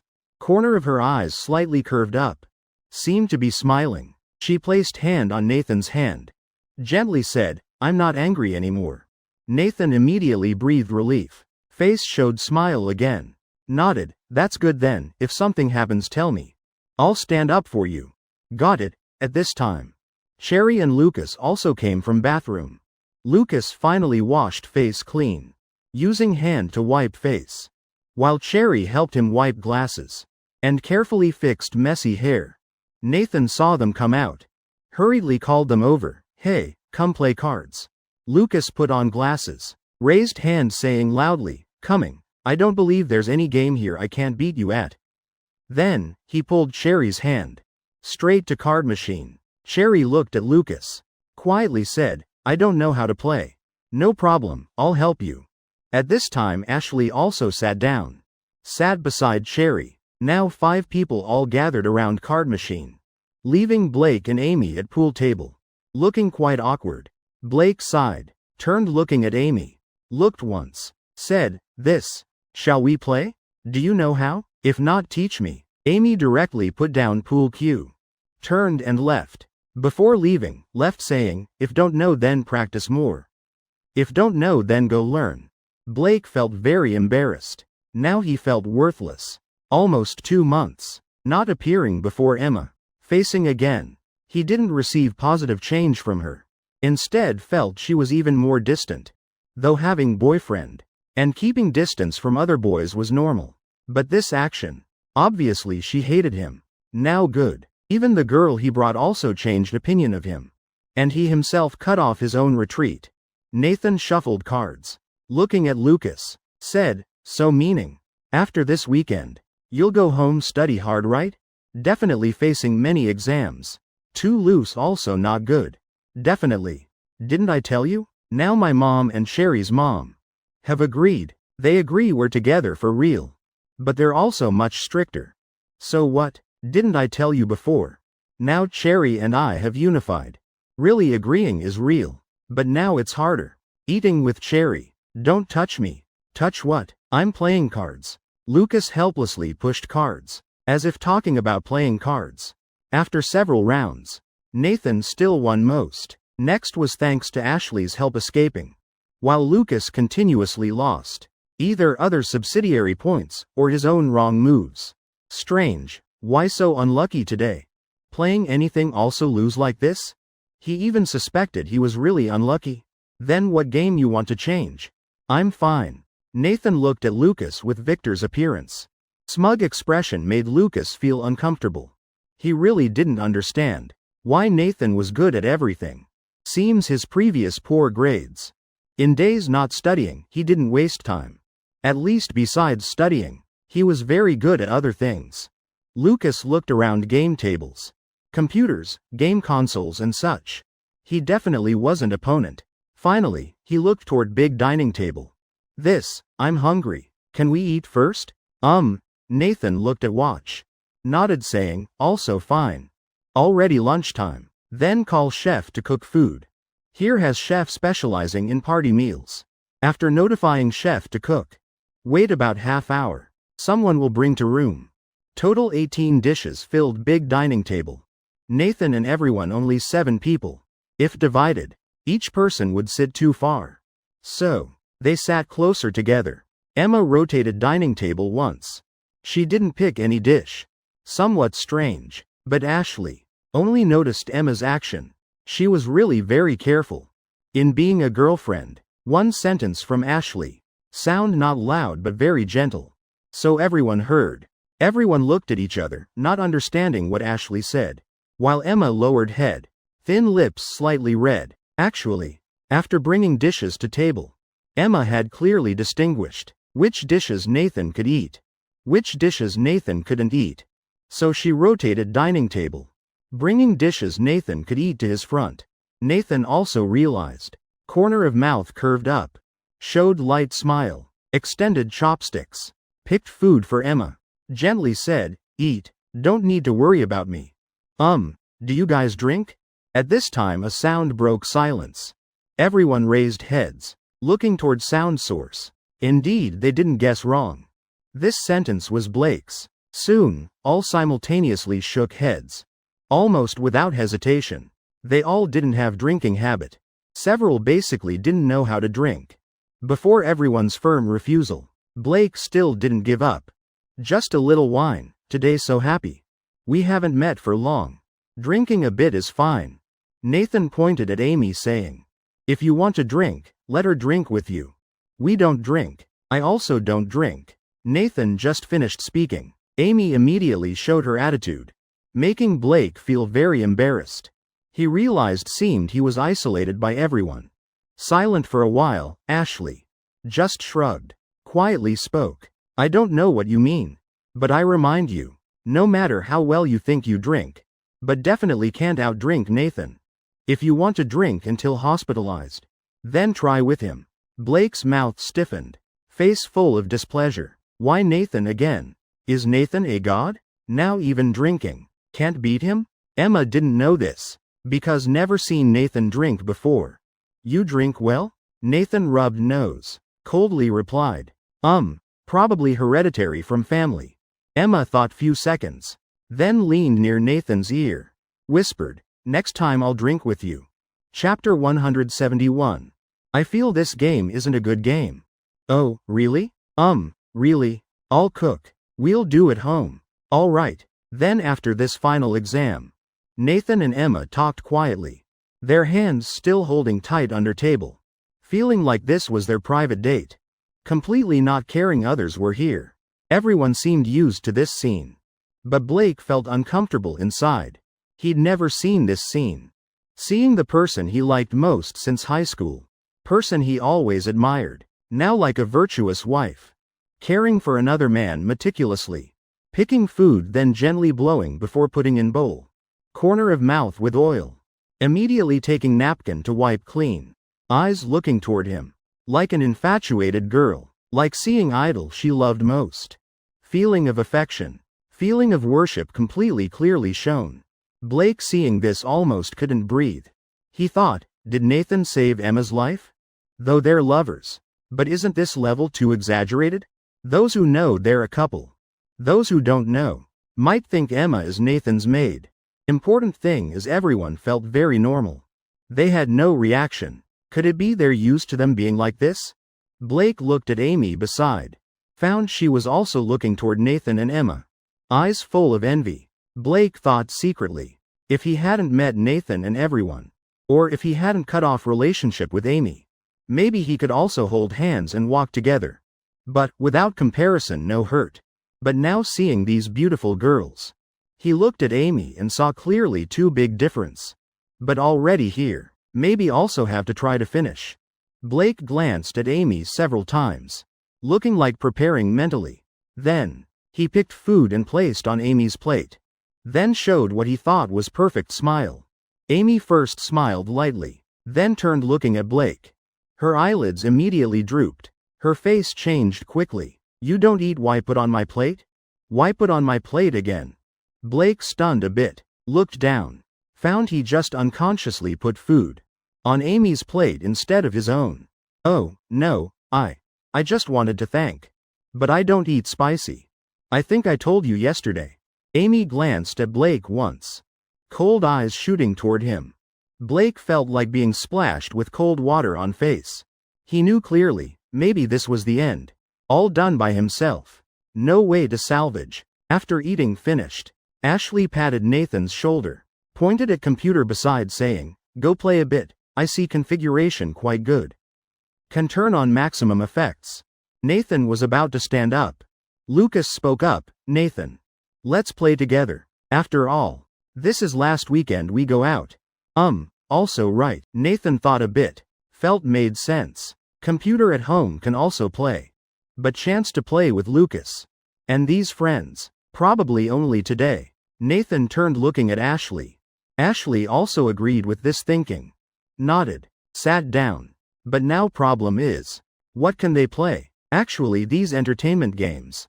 Play few times will feel bored. As long as they can play together is fine. Also don't need to care what to play. Everyone sat around table, like sitting in meditation. No one said anything. Emma leaned on Nathan. Feeling somewhat sleepy. Seemed she was very tired. Suddenly after a while, Lucas spoke first. How about this?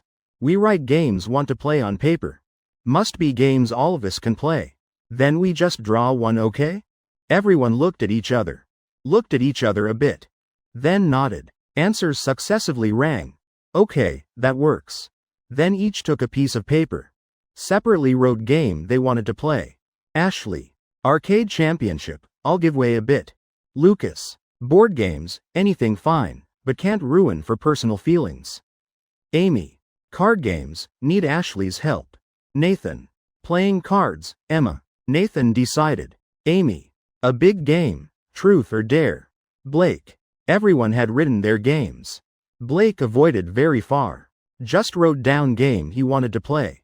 Looked sneaky, very suspicious. But Nathan and others couldn't take away Blake's participation rights. After all, they contributed money together. Isolating him also not good. Finally, everyone crumpled papers. Mixed together. Preparing to draw one. Blake looked very expectant. Just staring at his paper. Done. Who will draw? Nathan looked around everyone. Decided Nathan drawing would be reasonable. Nathan nodded. Also didn't refuse. Immediately looked at papers. If he drew, definitely would find his own. Result looked long time. Finally all mixed together. Completely couldn't distinguish which was his. Then only way randomly draw one. Nathan hesitated a while. Finally randomly drew one. Result just picked up. Blake raised hand cheering. Oh yay. Others all looked at him surprised. Not understanding what he was happy about. Could it be exactly his paper? Nathan paused a bit, then prepared to let go. Hey, don't cheat. You already chose. Blake immediately anxious. Reached out stopping Nathan. Not letting him let go. After all this was paper he struggled to get chosen. Probability too low. He reacted like this. I feel. Definitely not a good game inside. Nathan slightly frowned. Face serious. eyes full of vigilance looking at Blake. Blake immediately smiled awkwardly, twisted shoulders a bit, explained, "Why like that? This game is normal, and everyone can play." "Very good." Lucas also patted Nathan's hand. "Forget it. You already chose, just try playing. If not good then change game later." "No problem." Nathan had to helplessly agree. Nodded. Opened paper in hand. All eyes focused on. Intently looking at paper, Blake wrote, "King's game. Others can't do must also drink. You dare?" Nathan immediately crumpled paper in hand. Mockingly looked at Blake. He shouldn't have trusted Blake's words. What kind of game is this? Definitely problematic. What game is this? Emma and Lucas completely didn't know what game this was. Also didn't understand why Nathan reacted like this. "What game?" Emma gently asked by Ashley's ear. Ashley thought a bit, then quietly explained to Emma and Lucas. After explaining, both showed very contemptuous expressions. Eyes looking at Blake also full of disgust. Blake looked very embarrassed, stammered saying, I think this game is normal." "Not normal?" Amy standing beside looked at him. "You also play this game often? Doesn't that mean you're familiar? You don't think about others?" No, we play normally. Just don't go too far." Blake looked at Nathan, seeking agreement from him. Nathan thought a while, nodded, then fine. Then, just set some rules. So we won't argue. Alright, first thing. Definitely can't do pornographic things. Second, can't give illegal commands. Third, can't mention someone's private matters. Fourth, command range can't exceed 10 meters. Okay? Everyone nodded, agreeing with these rules. After setting limits, this game just simple adventure game. Without these rules, definitely someone unhappy. Then what about punishment? Not executing command, then what? Lucas asked a question. He guessed. There might be situations he really doesn't want to do something. At least must know punishment first. Blake thought a while. Also didn't know what punishment to choose. After all playing before, those punishments can't be used now. Everyone didn't dare say anything about punishment. They were all waiting for Nathan to decide. Nathan thought a while. An idea arose in mind. Now could say. They were tricked by Blake. This grudge he must definitely repay. At least must vent some anger. Thinking a while, Nathan raised head looking at Blake. "Don't you want to drink? Punishment then, let's drink together." Blake slightly frowned, somewhat surprised. Didn't understand why Nathan gave such punishment, but already given requirement by Nathan. He definitely couldn't retreat. Of course fine. What about others? Others can't do must also drink. You dare? Nathan's face showed light smile, as if mocking Blake. Blake raised head high, said, "Drink then, what's not to dare? But must say first. Can't deliberately not do to make us drink." Of course Nathan nodded. Then from wine cabinet beside, he took out a bottle of white liquor.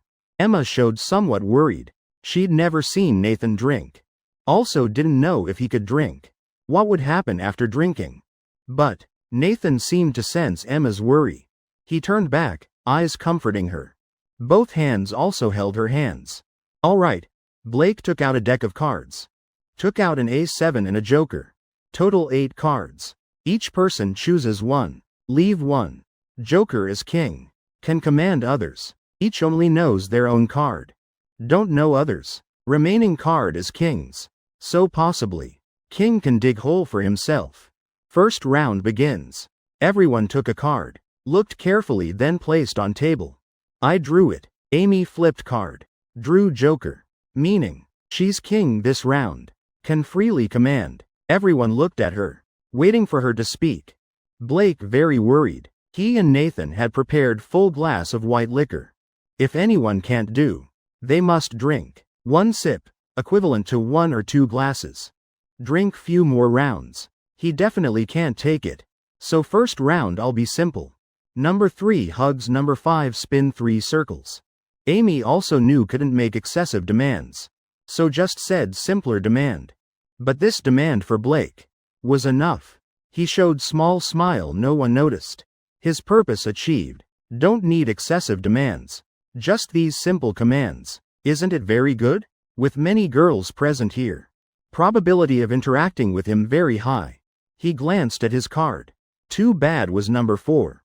Just missed a bit. I'm number 5. Emma slowly took her card. Exactly number 5. Blake angry, grinding teeth inside. Why wasn't he number 3? If it was him. Could hug Emma. Who is number 3? Everyone looked around, wanting to know who must hug Emma. Nathan looked over, saw he was number 1. Not him. Amy also looked at card once. Was number 7, also not King. Everyone said I'm number 3. At this time Ashley flipped her card. Exactly number 3. Seeing it's Ashley, Nathan and Emma both breathed relief. So relieved. Otherwise, he had prepared mentally to drink. Emma and Ashley stood up. Went to stand in empty space. Ashley already prepared. Reached out hands, raised chin. Signaling Emma come closer. Emma walked over. Arms hugged Ashley's neck. Ashley bent down. Directly picked Emma up. Emma somewhat surprised. Breathed lightly. She'd only been hugged by Nathan. That feeling she was very familiar with. But this time being hugged by Ashley. Feeling really somewhat different. Moreover, Ashley seemed very comfortable too. Though she wasn't fat, but also couldn't be picked up by a girl. Yet feeling like very light. Ashley hugged Emma, spinning 3 circles. Looked very simple. When putting Emma down, she also said, "Good thing it's you.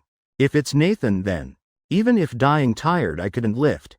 Nathan glanced at her, lightly snorted once. After this round ended, everyone drew cards again. This time drawing King was Blake. Blake smiled, looking at people around, then slowly spoke. Number 2 must look at number 6. With affectionate eyes. Say, "I love you." What game is this? To me just a joke. Everyone simultaneously showed displeasure. Pouted saying love is fine. Still must look with affectionate eyes. Going out playing with others is fine. But their relationships all very special. Yet doing like this, really strange. Who is number 2? Blake glanced around once, looking at others. When looking at girls, he still had more hope. Too bad waited several seconds. No one stood out. Huh? Impossible. Blake flipped card under table. Opening it, was number 2. Meaning, number 2 was him. I'm number 2. Who is number 6? Blake looked around, at this time his heart hoping. Number 6 must be a girl. Anyone fine. When everyone looking at each other. Ashley suddenly kicked Nathan's leg under table. Nathan felt it. Outside no reaction. But actually understood clearly. Then Nathan held Emma's hand. Gently squeezed a bit. Emma glanced at Nathan. Also saw Ashley's eyes. She immediately understood. Emma started coughing. Everyone unconsciously. Attention attracted by Emma. At this time, Ashley's arm blocked on table. Other hand, pushed her card. On table toward Nathan. Nathan used index finger pressing card. While using middle finger sliding past his card. Just in 1 second. When Emma diverted attention. Both completed card exchange. No one noticed. Nathan opened card in hand. Was number 6. Blake almost dropped his eyes. His mouth twitched. Eyebrows jumping continuously. Couldn't speak words. As long as a girl. With 4 girls present here. Such big probability yet not. Turned out to be Nathan. To have him look at me with affectionate eyes. Say, "I love you." Impossible. Definitely will have nightmares. And if recorded on video. Then definitely will become his dad for life. Really harmed himself. I drink. Blake hurriedly picked up wine glass preparing to drink. He definitely couldn't do that action. Really too disgusting. Nathan tilted head to side. Frowning said, "That's not right. I didn't say I won't do it. This is just between 2 people. You just want to drink 1 sip? Think it's that easy? At least must drink 2 sips. Nathan's words made everyone nod agreeing. Blake's face pale. This 2-liter glass. Drinking 1 sip is half glass. Drinking 2 sips counts as him drinking whole glass of white liquor. Though he often drinks. But doesn't drink like this. 1 sip like this. Can he handle it? Nathan shook glass, looking at Blake. Coldly said, "Not drinking then forget it. You said wanted to drink. Now can't drink? I can drink. What's this? To me it's like water. Blake held the wine glass, took a deep breath, then drank the white liquor in one gulp. Everyone intently watched them. This was the first time seeing someone drink and have their face and neck turn red so quickly. Ashley and Nathan gently smiled, looking at Blake. At this time he looked like a boiled crab, face bright red, plus his pained expression was really interesting. Amy also stood aside, face unconcerned, eyes as if saying, "Serves you right." Blake, after drinking, almost vomited immediately, feeling like wine had risen to his throat. Luckily he quickly covered his mouth, then slowly swallowed down. Didn't vomit out, otherwise would have to perform an artificial water fountain. Continue playing, or can't take it anymore? Nathan smiled, asking Blake, expression also carrying some mockery. Blake felt his head numb. Facing Nathan's ridicule, he clearly felt he'd reached his limit.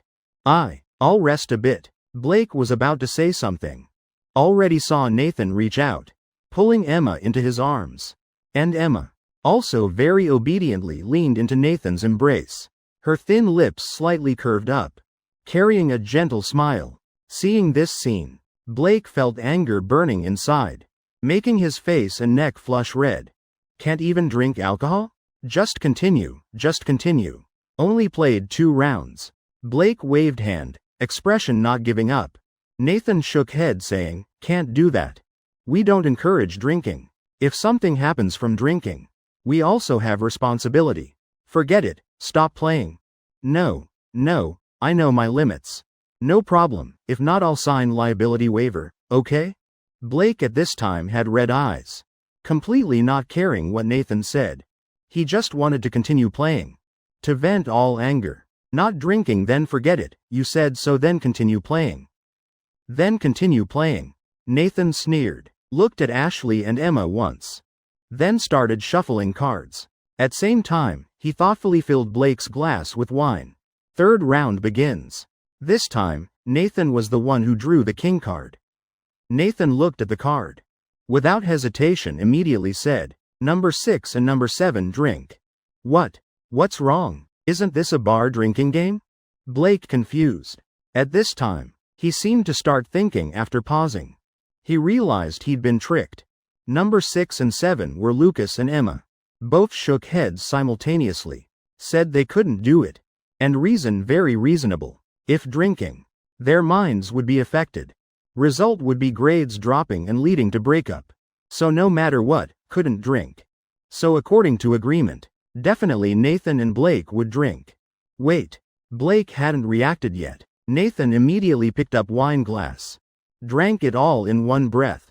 Emma somewhat flustered. She seemed to want to stop, but also somewhat worried. But Nathan too fast, as if drinking water. Your turn. If not completing punishment, then what? Nathan lightly tapped table, black eyes emitting cold light, creating extremely powerful pressure. Ashley and Emma beside, at this time also seemed cold-faced, both staring at Blake. Blake swallowed saliva, couldn't help swallowing once. His back also soaked in cold sweat. What's this? Blake drank another glass of wine in belly. Blake really couldn't take it anymore. He alone drank half-liter of liquor.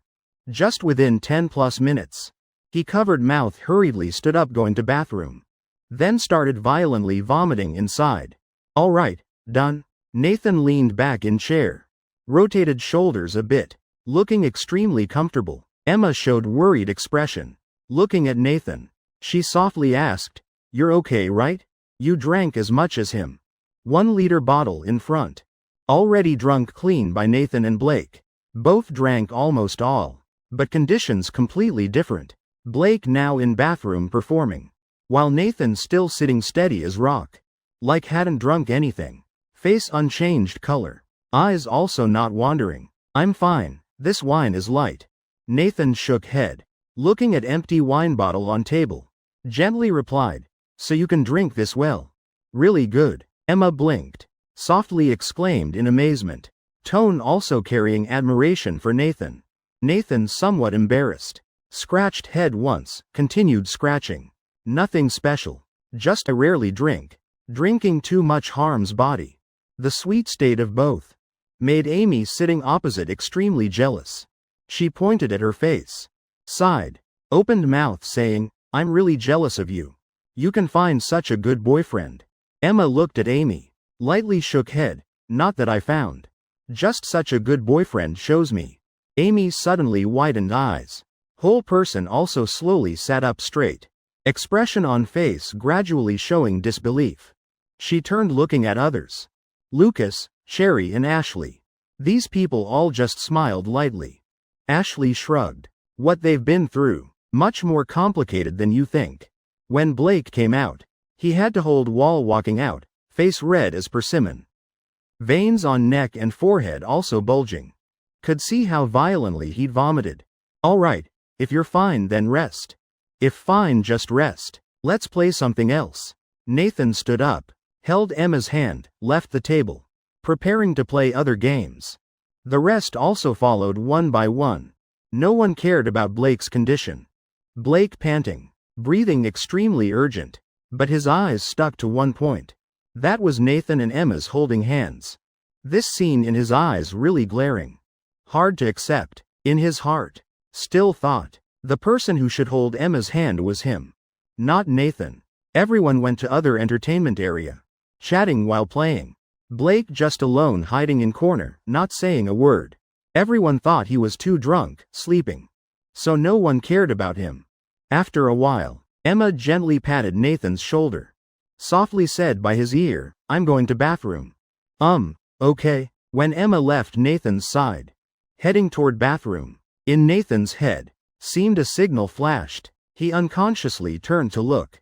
This look made him see Blake stand up, turn following Emma. Nathan immediately frowned. Eyes became cold. In his heart rose a bad feeling. Very bad. Wait a moment, Nathan said to Ashley. Immediately stood up, walked that direction. In bathroom, Emma didn't know what happened. Finished washing hands. Raised head looking at herself in mirror, smiled lightly. To her. As long as could be with Nathan. Then everything was worth it. A smile was a happy day. Doing anything was same. She turned, opened door. Preparing to go out. But when she just unlocked door, before could put hand on doorknob, saw doorknob automatically lowered. Someone outside. Emma didn't react in time. Bathroom door immediately opened. A figure rushed in from outside. Blake. Emma saw clearly who it was. Face flushed and eyes red.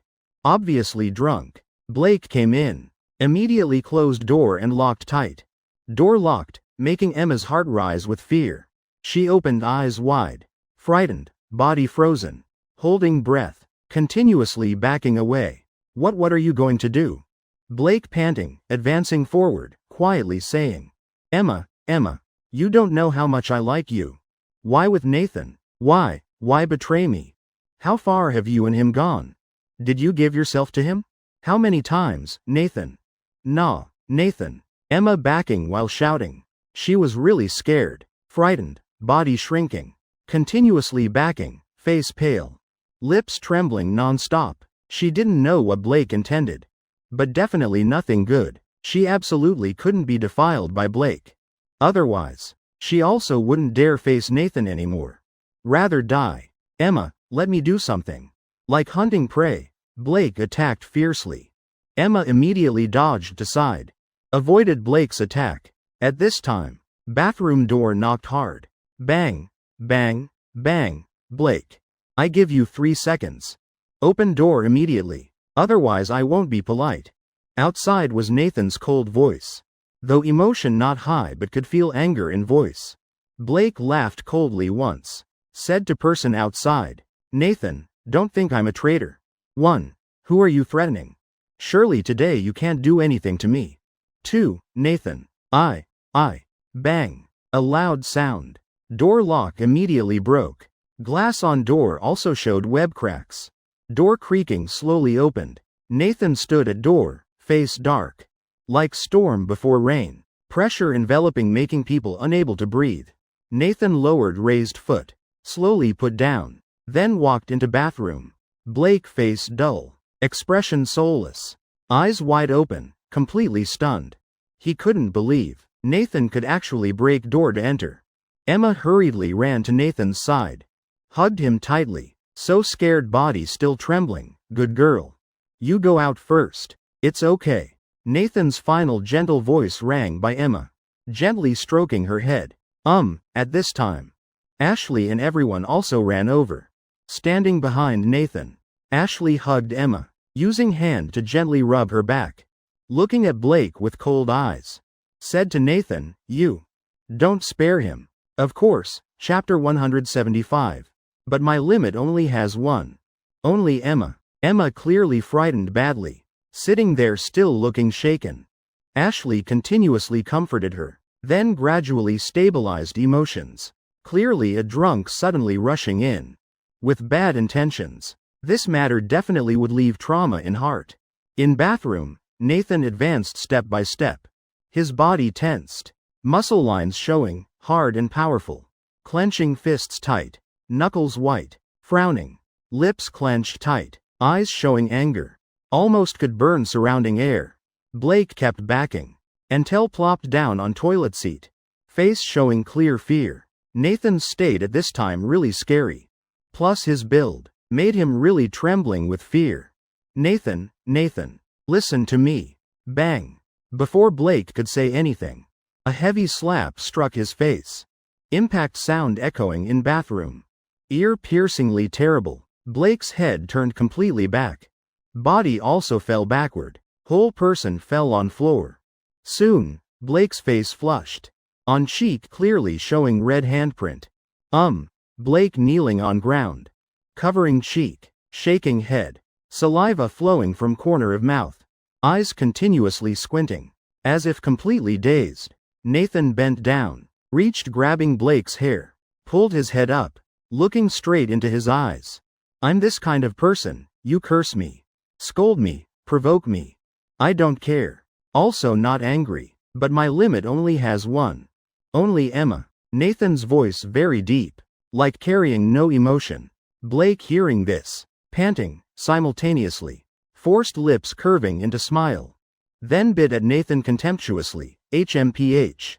You, that servant also dares. Are you worthy? Emma is blind to follow you. Don't be arrogant anymore. As long as I'm alive, I'll never give up. Sooner or later I'll have her. By any means necessary. Nathan's face immediately darker. Eyes lost all color. Veins on forehead bulging one by one. Ashley heard Nathan call her once. Hearing that voice, whole body slightly trembled. She immediately ran to bathroom door. Gently said, "You, close the door. No one allowed in." Too late. You go easy. Don't cause big trouble. Ashley, now no longer angry like before. Because she sensed Nathan this time really angry. I know after reminding. Ashley would slowly close the broken door. Though still gap. But enough to block. After that, in bathroom continuously rang loud hitting sounds. People outside frowned. Hearing sounds, their bodies shook once. Ashley slowly walked back. Sat beside Emma. Emma hurriedly held Ashley's hand. Said, "Ashley, you quickly stop Nathan. Don't let fatal incident happen." "I don't dare, he's extremely angry now. In this situation, no one can be calm." Ashley continuously shook head. Face showing sourness. Nathan's state. She from small to big never seen many times. Because in Ashley's heart, Nathan always famously gentle. Much gentler than herself. Could joke with him however. Others mock, scold, provoke him, he completely doesn't care, also doesn't mind. Also no grudges. But the more people like this, when angry the scarier. Definitely encountered something making him extremely angry. At this time who dares stop? Emma stood up. Eyes became somewhat determined. She knew Nathan now very angry. At this time, she's his girlfriend, must stop him. Not let him cause big disaster. Otherwise, future will be affected. Though dangerous approaching Nathan, she still must go. She definitely must go. Because now only she can stop Nathan. Ashley, please call my mom for me. Emma finished saying this. Immediately went toward bathroom. Hey, Lucas and Cherry. Two people how could let Emma go alone? So they also followed. If at this time Nathan red-eyed, not recognizing anyone, they could also protect Emma. Ashley took out phone, called Nathan's mother. Phone rang several times before someone answered. Hello, little Ashley. Why remembering to call Aunt? Hello Aunt. Nathan he. What happened to Nathan? At same time, Emma arrived at bathroom door. Pushed door open. Scene before eyes made her stunned. Bathroom inside chaotic. Toilet lid broken. Blood on it. Nathan grabbing Blake's collar. Blake at this time eyes rolled back. Nose bleeding. Lips also bloody. Face full of wounds from beating. Lucas and Cherry seeing this scene. Also frightened. This scene really too miserable. Nathan, stop hitting. Enough, enough. Emma hurriedly went over. Hugged Nathan's arm. Gently comforting angry Nathan. Trying to stabilize his emotions. Nathan turned looking at Emma. At that moment, Nathan's cold and cruel eyes, eyebrows tightly furrowed, made Emma scared, whole body trembling. Expression on face immediately became dull. Right after, she slowly let go. Couldn't help backing 2 steps. Because first time she saw Nathan. Such expression and eyes made her feel so strange. Like person before her. Wasn't the Nathan she knew. Just one moment. A tear from corner of her eye fell. She hadn't cried for long. She swore. Wouldn't let herself be weak anymore. But if there's any factor making her cry immediately, definitely it's Nathan. Nathan stunned. Seemed in this moment. His thoughts were pulled back. Eyebrows relaxed. Eyes also became clearer. Emma, baby. I didn't mean to. Are you okay? Nathan immediately let go of Blake. Walked toward Emma. Blake just lay there, not moving. Completely passed out. Chapter 176. Loving you is just like this. Now Emma is stopping Nathan.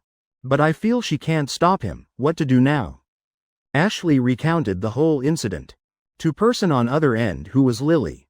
But since she started telling, Lily still hadn't said anything. Making Ashley several times think. Probably other party didn't hear. Or had hung up. But actually other party just silent. Making Ashley feel somewhat confused. Silent for very long. Finally Lily spoke. You said that person wanted to do bad things to Emma? And now Nathan is angry, right? The boy beat him? Yes Aunt, what to do? Tell Nathan don't hit too hard. After beating take him to hospital. And let Aunt know which hospital. What's the name? Aunt will handle. You kids don't need to worry. Yes, Ashley stunned for a while. Then nodded agreeing with other party. Hearing Aunt's voice. Seems also angry like Nathan. Really mother and son alike. If Aunt was here, maybe would join Nathan beating. After hanging up, Ashley immediately went toward bathroom. As result, she saw Nathan hugging Emma coming out. Ashley somewhat surprised. She thought Nathan would continue beating a while longer. So it's done already? Emma really stopped Nathan. Ashley saw. At this time, Nathan's eyes had returned to normal. Whole body. Also no longer had that unapproachable aura. Instead, person in his arms, Emma. Like being startled again. Eyes full of tears, hiding in Nathan's embrace. Looking very scared. You scared her. Ashley raised head looking at Nathan. With puzzled expression asked. Nathan had to nod. Just now my adrenaline really spiked. Beating more and more enthusiastically. Basically couldn't stop. So when Emma suddenly appeared, I momentarily couldn't stop. Ashley saw Nathan was fine. Then went to check person in bathroom. Result, just walking in. Saw Lucas and Cherry 2 people. Supporting unconscious Blake from ground. Placing him on toilet. Lucas stood up. Breathing heavily. Pointed at Blake saying, he takes hits quite well. Took so many hits from Nathan still didn't cry out. You sure he wasn't conscious before crying? Cherry glanced at him. Looking at Blake. Now he completely motionless. If not for weak breathing. They really would think he was dead. Current state drunk. Of course can take hits. No problem. Tomorrow he definitely won't remember anything. Drinking so much definitely lost mind. Quickly take him to hospital. Ashley took phone calling ambulance. Meanwhile, she used hand squeezing into ball. Blocking Blake's nostrils. Otherwise, before ambulance arrives, Blake would have lost too much blood. Tisk tisk tisk serves him right. Amy hugging arms, looking at Blake. Shaking head. With his situation, can only use 2 words, deserved it, to describe. If he was more normal, definitely wouldn't have to experience today's miserable scene. Nathan carried Emma, placing on sofa beside. Sat down, looking at Emma in arms. Eyes full of guilt. Why couldn't I control my emotions? This time how do I face Emma? Before Nathan could say anything, Emma's hand reached out, gently caressing Nathan's face. Nathan was about to speak, but Emma's finger, just gently placed on Nathan's lips, not letting him continue speaking. Nathan pressed lips, somewhat confused. Just now still a man full of blood vigor, now like a child who did wrong. Then, Emma hugged Nathan's neck, softly said, "You don't need to say anything. I'm not angry at you. Thank you for everything you've done for me. Love you." Finished speaking, Emma leaned on Nathan's chest, quietly, obediently lying there. Seems she's somewhat tired. Closed eyes, but corner of mouth still showed light smile. Nathan slightly raised head, then also smiled. "Oh, I love you too." He placed hand gently on Emma's shoulder. Leaning on sofa, also closed eyes. Falling into wonderful quiet space. Ashley walked outside, saw 2 people on sofa. Hands on hips, shaking head, laughing helplessly. 10+ minutes later, ambulance arrived. Took Blake away. Nathan and everyone also prepared to leave. Compensated all damages in bathroom to owner. Though quite many things happened. But besides Blake, everyone seemed still played very happily.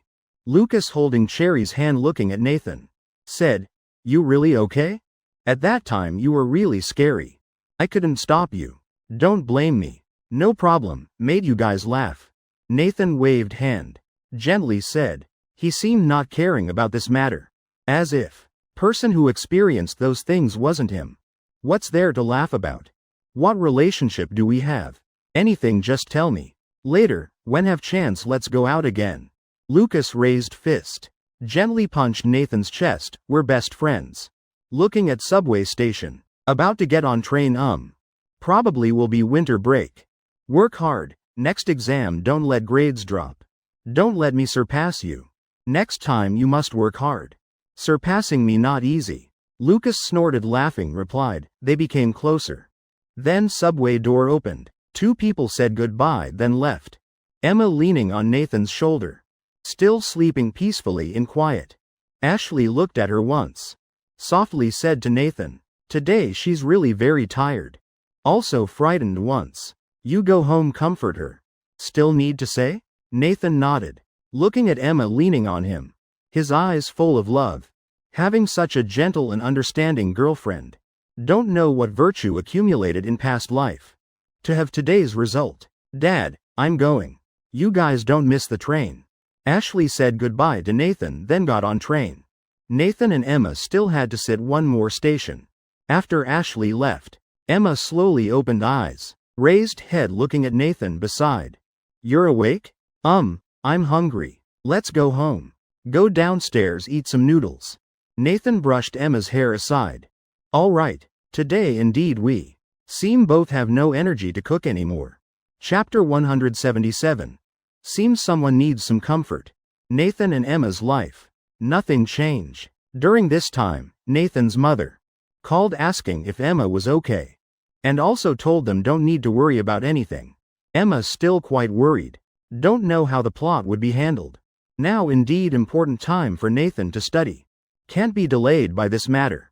However, Nathan seemed not worried at all.